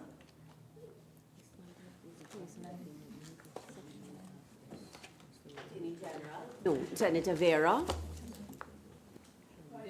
I support Senator Thompson Ahi's amendment. Satisfy equates to the civil standard rather than the criminal burden of proof. Except I would not put it as shall be proof on the balance of probabilities. I would just say subject to civil asset recovery shall be on a balance of probabilities. That would be consistent with clauses 50 and 65A. Any, Senator Mark? Yeah, Madam Chair, consistent with our preamble, which will come at the end of the exercise. Clause 5, we like the AG to consider that the standard of proof in clause 5 should read beyond reasonable doubt. You did not circulate that in your amendments. No, we did not. But what I'm saying is that consistent with our preamble in terms of the certificate, we are saying that the Attorney General and the government should consider lifting the standard of proof from this balance of probabilities that is here under civil proceedings, and they should go with beyond any reasonable doubt, so that we do not, because this is a criminal matter we're dealing with here. Attorney General. Madam Chair, in respect of the recommendation from Senator Thompson IE and as further refined by Senator Vera, no objection in principle, of course. Just to let you know, the reason why we had used that language is that that's the very language used in Section 9 of the Proceeds of Crime Act, and we had kept it in harmony with that. Effectively, 6 a dozen of one, half a dozen of the other. If that's the will of the Senate, there's no objection in the language being subject to civil asset recovery shall be on a balance of probabilities. That would capture it equally. So we delete the words that applicable in civil proceedings and just go on a balance of probabilities.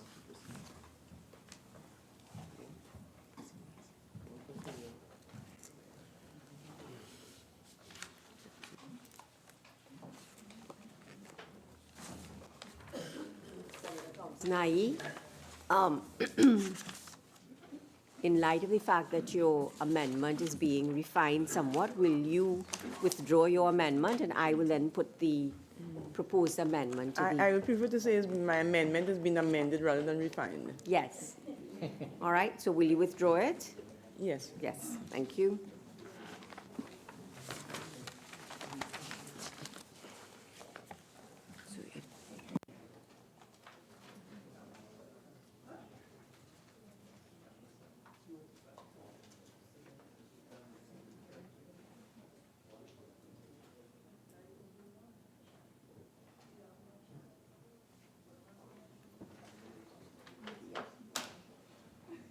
Senators, the question is that Clause 5 be amended to read as follows.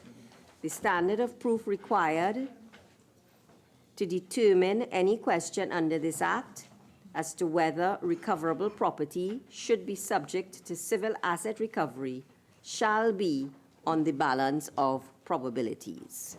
Those in favor say aye. Aye. Those against say no. No. The ayes have it. The question is that Clause 5 as amended now stand part of the bill. Those in favor say aye. Aye. Those against say no. No. The ayes have it. Clause 5 as amended now stands part of the bill. For the adjournment, no? I'd like to suspend the committee stage to move the adjournment. Attorney General.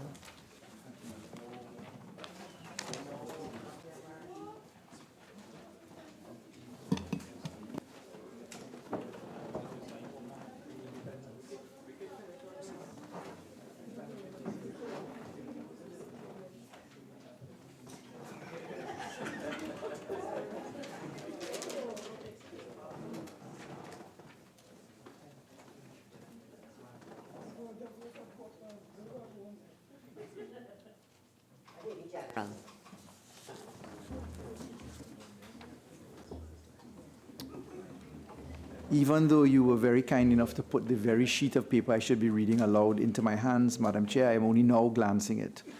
Madam Chair, in accordance with Standing Order 6814, I beg to move that the progress on the bill be reported to the Senate. Honourable Senators, the question is that progress on the bill be reported to the Senate. Those in favour say aye. Aye. Those against say no. I think the ayes have it. The Senate will be resumed.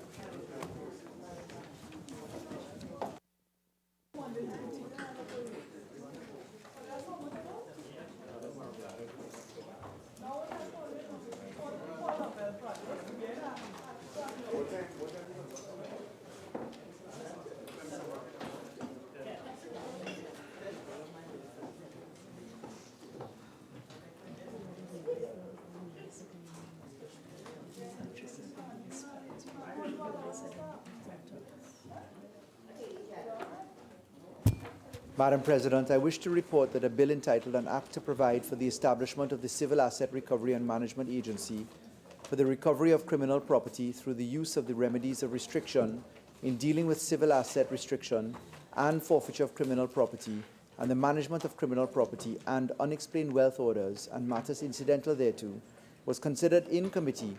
However, the deliberations on the bill were not concluded. I therefore seek the leave of the Senate to resume committee stage on Tuesday, April 16, 2019. Honourable Senators, the question is that the committee stage of the bill be resumed on Tuesday, April the 16th, 2019. Those in favour say aye. Aye. Those against say no. I think the ayes have it. The committee stage of the bill will be resumed on Tuesday, April the 16th, 2019. Leader of Government Business. Thank you very much, Madam President. Madam President, I beg to move that the Senate do now adjourn to Tuesday, the 16th April 2019 at 10 a.m. On that sitting, we plan to complete the committee stage of this bill. Madam President, before we could I ask the Honourable Leader of Government Business to consider 1:30? That's the normal time we meet on a Tuesday, and we have been going non-stop, Madam Chair. So, Madam President, so I would ask the Honourable Leader of Government Business to consider 1:30 instead of this 10 in the morning. People are exhausted. Leader of Government Business. Madam President, there are 65 clauses, I think, in this bill. 76 clauses. It will be a long, tedious drive. I consulted, and in particular with the independents, because if we go too late tonight, we would stand a chance of not finishing tomorrow. So I want to stick to my position that we resume at 10. It'll be the last sitting. Honourable Senators, before I put the question on the adjournment, leave has been granted for two matters to be raised. Senator Haynes. Thank you, Madam President. I raise this matter on the adjournment, the need for the government to explain the decision to abstain from an OAS measure with respect to the provision of humanitarian aid to the people of Venezuela. Last month's OAS resolution to provide humanitarian assistance to Venezuela marked Trinidad and Tobago's second absence from an OAS vote regarding Venezuela for 2019. This motion, the Permanent Council of the OAS, in March, the Permanent Council of the OAS approved the resolution, Humanitarian Assistance in Venezuela, which encouraged member states, permanent observers, and competent international organizations to continue providing support and implementing measures to address the humanitarian crisis in Venezuela. The document also urged the Venezuelan public institutions, especially the military and police establishments, to refrain from blocking the entry of humanitarian aid into Venezuela, duly respecting the humanitarian principles of humanity, impartiality, neutrality, and the operational independence of humanitarian assistance, as well as respect for human rights. The reason for my motion is simple, Madam President. Clarity. What exactly did Trinidad and Tobago government find objectionable in this resolution? What was in this resolution that we as a country could not support? Now, I note, Madam President, that in January, Trinidad and Tobago abstained from an OAS resolution to not recognize the illegitimacy of Nicolas Maduro's new term. And this was qualified after the fact by a policy of non-intervention, which was echoed in the CARICOM heads of government, when the CARICOM heads of government called for external forces to refrain from doing anything to destabilize and underscore the need to step back and call on all actors, internal and external, to avoid actions which would escalate an already explosive situation. However, CARICOM also expressed concerns over the escalating tensions and increased human suffering as a result of sanctions being imposed. As the situation continued, member states of CARICOM agreed, pending this, there must be a commitment to the delivery of humanitarian aid in a manner that was not politicized, but which uses the United Nations mechanism that has been used over the years for the impartial and effective delivery of humanitarian aid. But when presented for an opportunity to vote in favor of this OAS motion on humanitarian aid, Trinidad and Tobago took a position to abstain. Madam President, I go to a Newsday editorial dated January 5, 2019.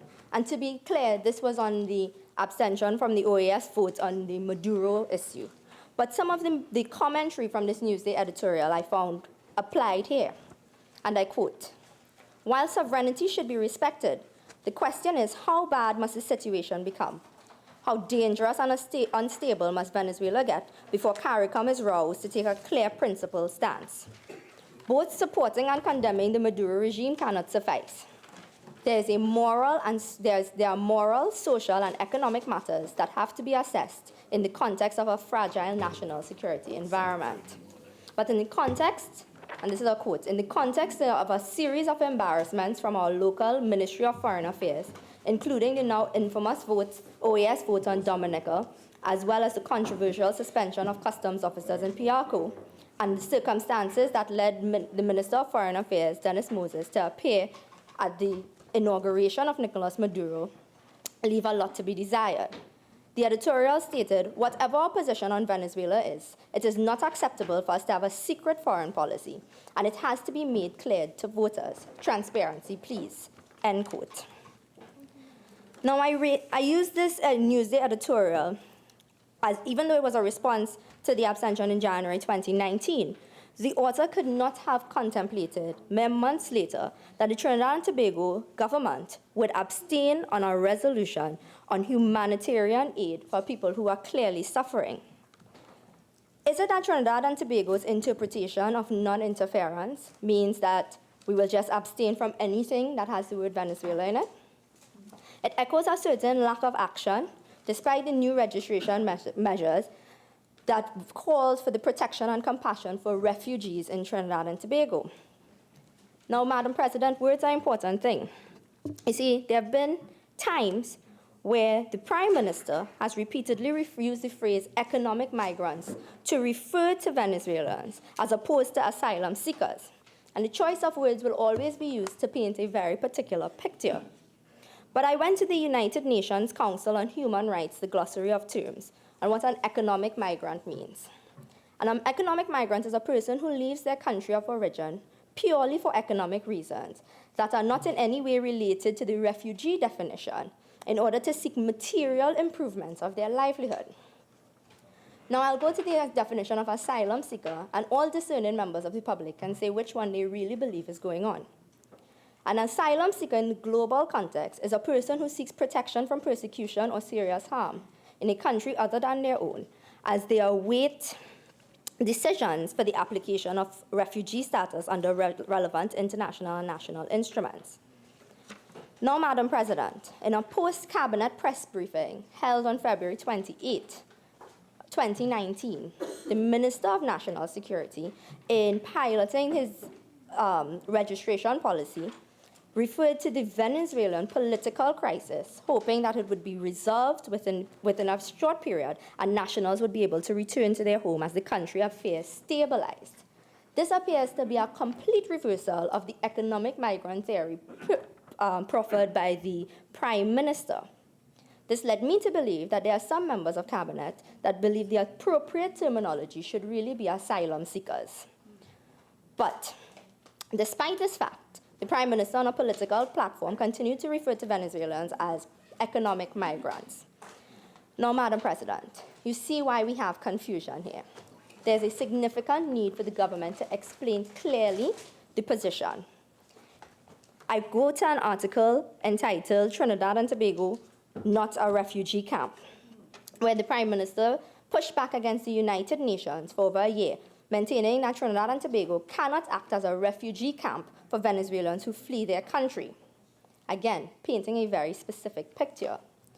Because you see, Madam President, by saying this and by continually saying the economic migrant theory, you can justify somewhat a decision to abstain from a vote for humanitarian aid because there's a denial of a problem or a crisis.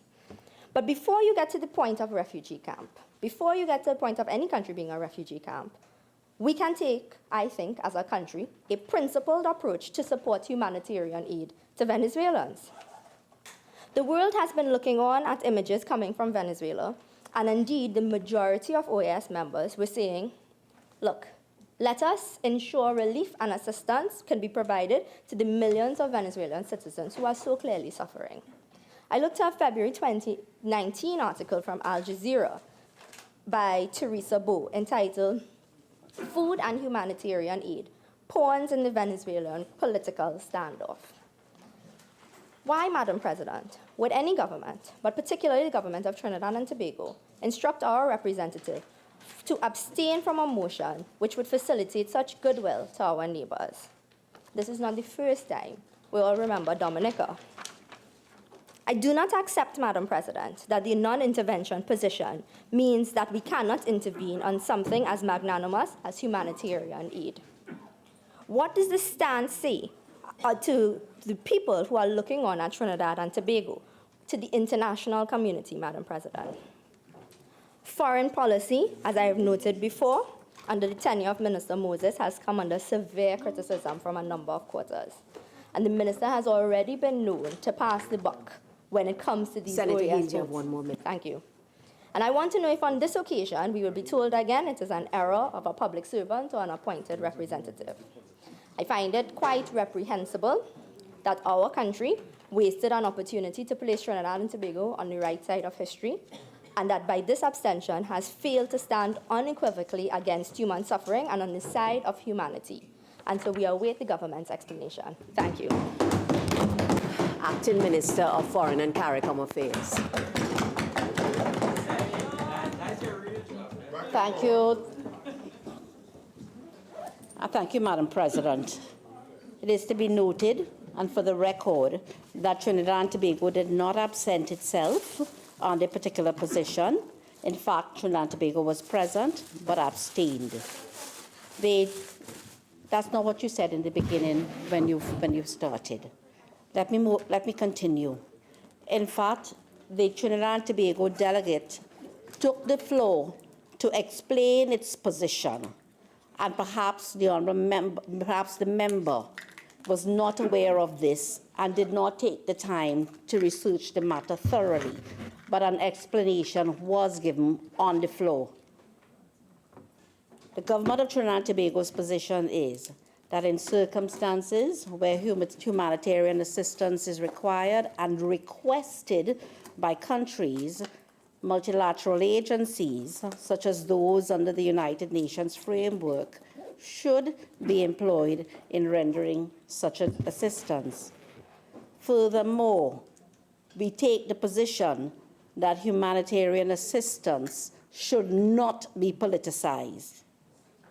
Given the content of the resolution, and guided by this principled and consistent position that forms part of our foreign policy, Trinidad and Tobago abstained from voting on the particular resolution on humanitarian assistance in Venezuela.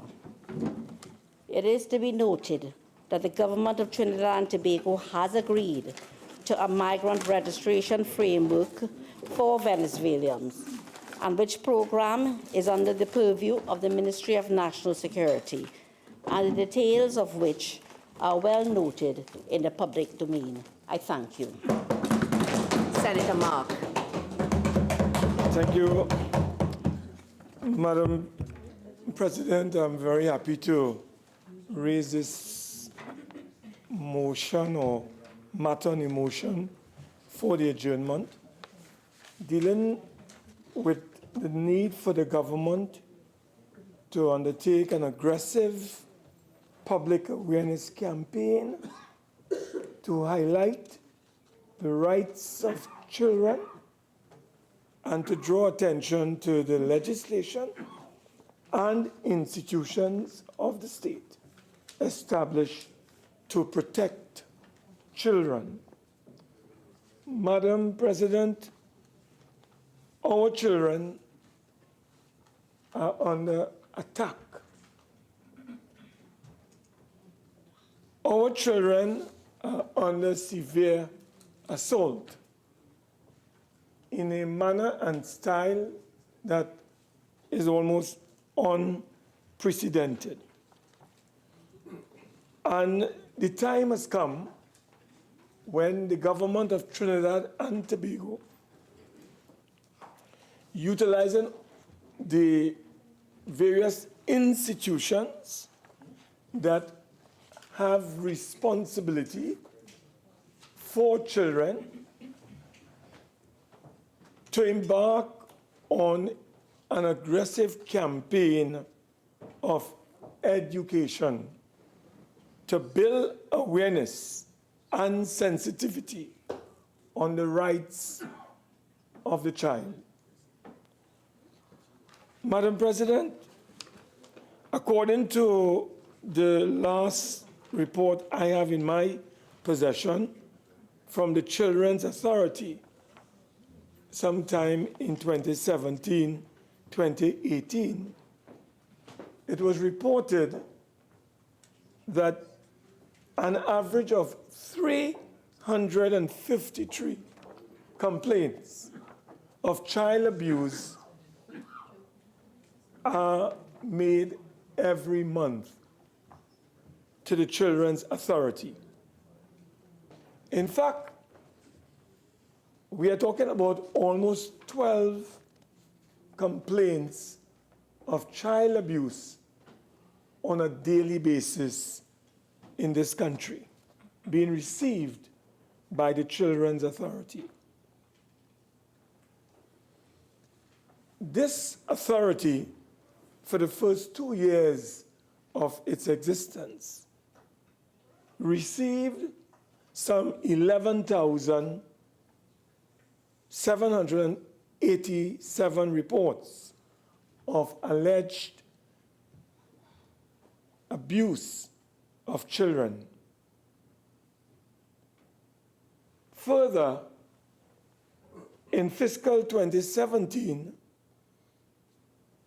that said authority received some 4,000 reports, but was only able to act and to address 1/4 of that amount that was submitted. Madam President, I raise this matter on the motion for the adjournment to bring to the attention of Trinidad and Tobago and to the government of the urgent need to embark on a campaign, an aggressive campaign of education, of building public awareness on the rights of our children in Trinidad and Tobago. We know that resources are sometimes very difficult to come by as it relates to challenges faced by the Children's Authority. We know that they have a lot of financial constraints and that contribute to their not being able to embark on the kind of outreach programs in the various communities. But we have too many children in our nation who are harmed on a daily basis, who are murdered in our country, who, Madam President, are subject to all sorts of violence in our nation. And I believe that the time has come for the government to invest some more resources into that particular area dealing with children's rights. I cannot recall a sustained or any sustained campaign by the Children's Authority in a coordinated fashion involving the various institutions that deal with children and children's rights. So we are not just referring to the Children's Authority, but we are also looking at the Office of the Prime Minister, where that unit is lodged. We are looking at the Ministry with responsibility for social development and family services. We are also looking, Madam President, at the role of there's a body called the Child Protection Unit of the Trinidad and Tobago Police Service. We have a lot of children's community residences and foster care homes in this country.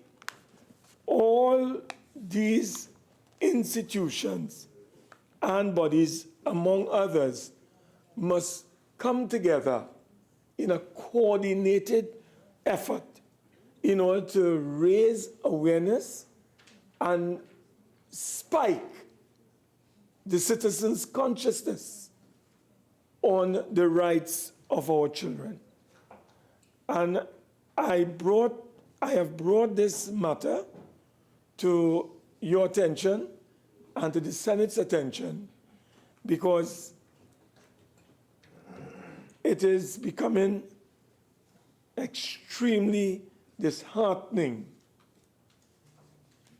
what we as citizens are witnessing on a regular and frequent basis in our country.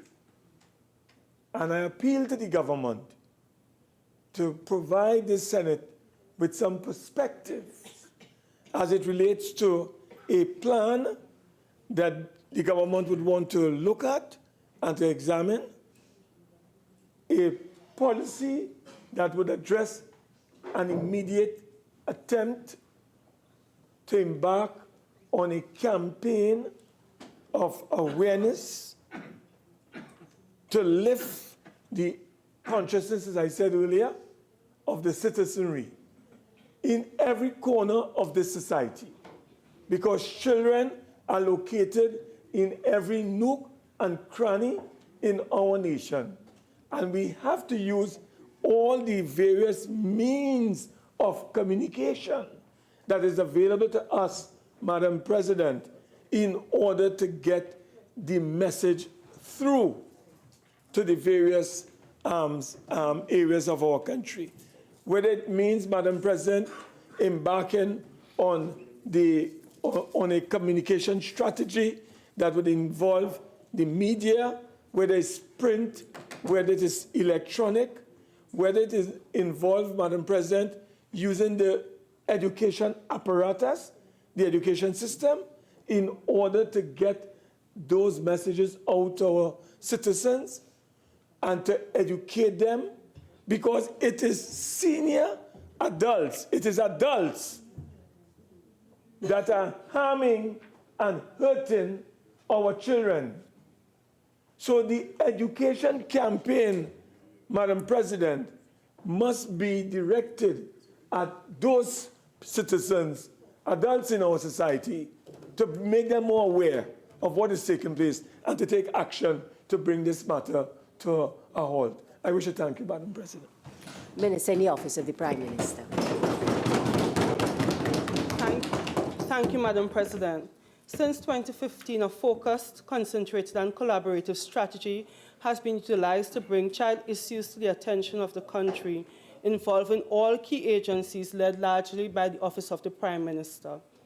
The Office of the Prime Minister has managed, coordinates, and developed policies, strategies, initiatives, and programs geared towards child development, and more so to public awareness and education on the issues of child abuse and child rights in Trinidad and Tobago.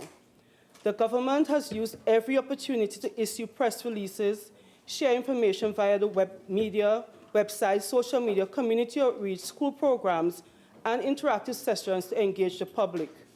To ensure sustainability, most of our public education and sensitization efforts either included a train-the-trainer component or other mechanisms to encourage continuity of information dissemination.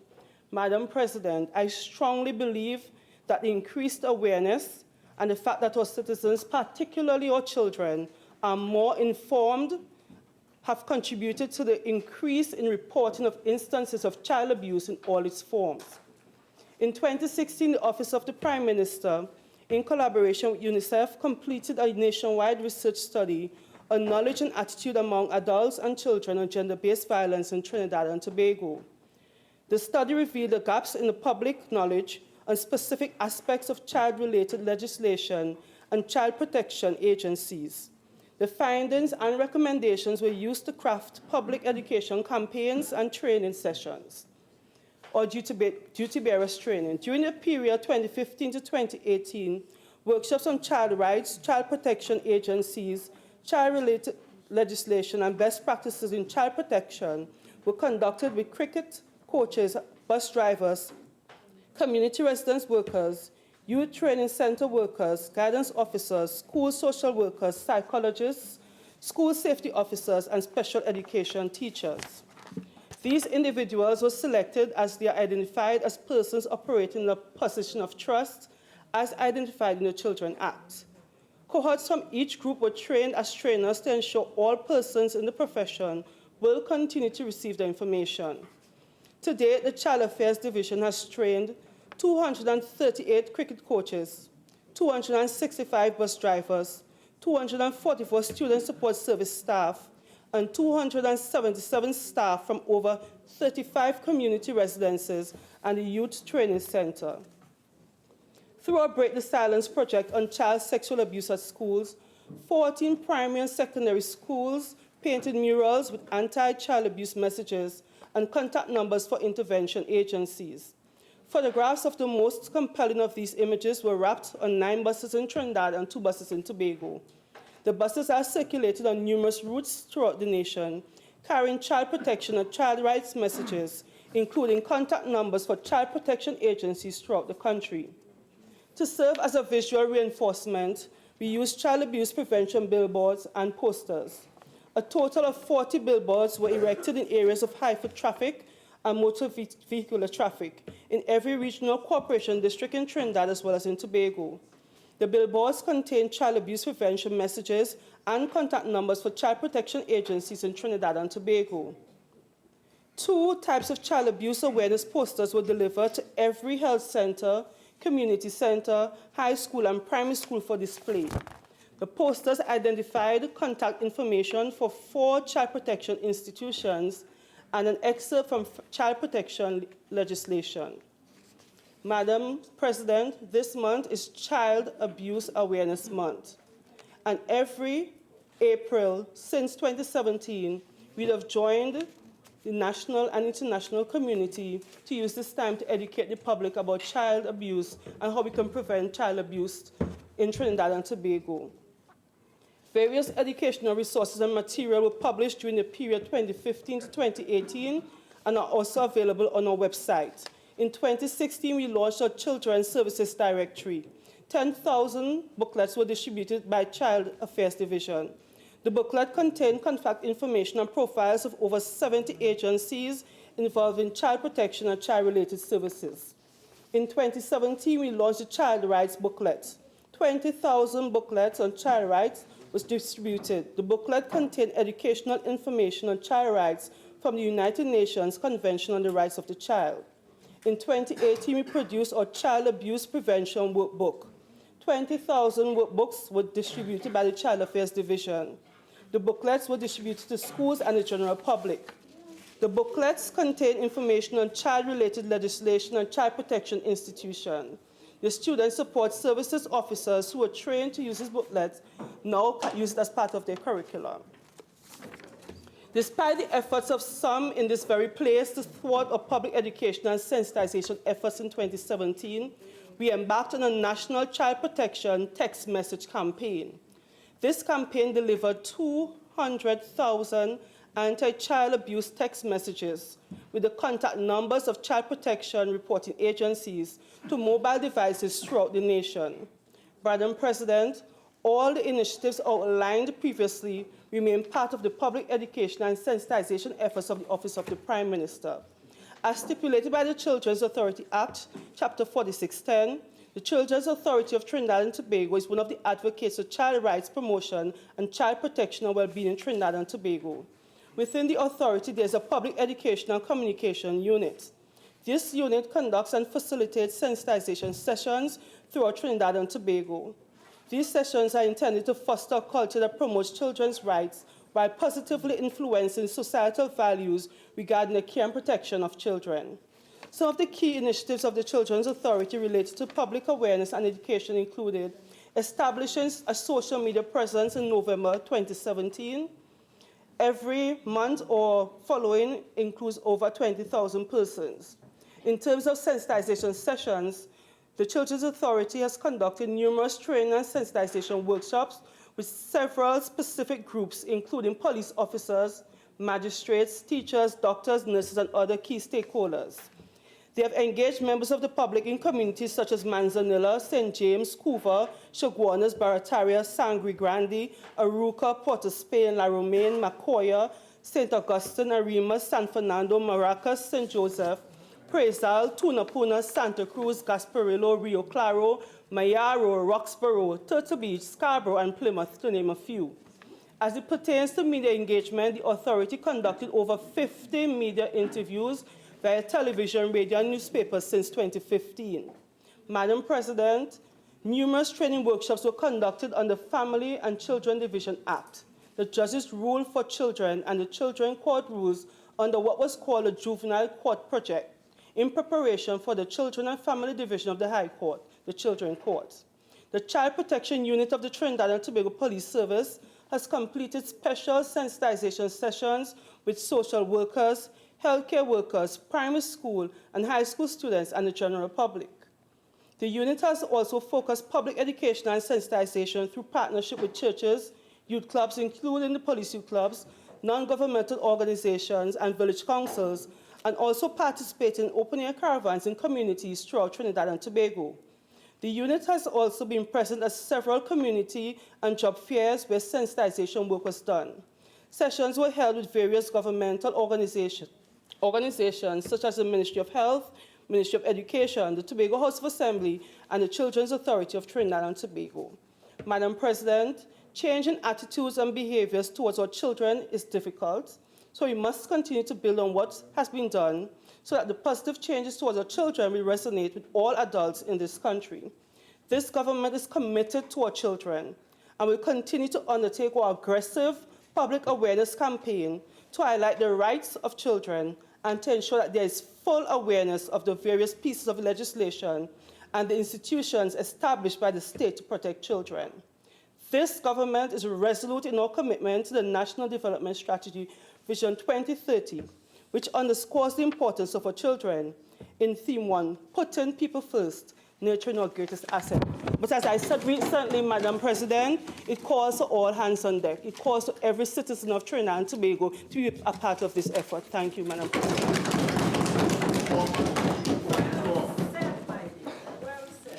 Honourable Senators, the question is that this Senate do now adjourn to Tuesday, the 16th of April, 2019 at 10 a.m.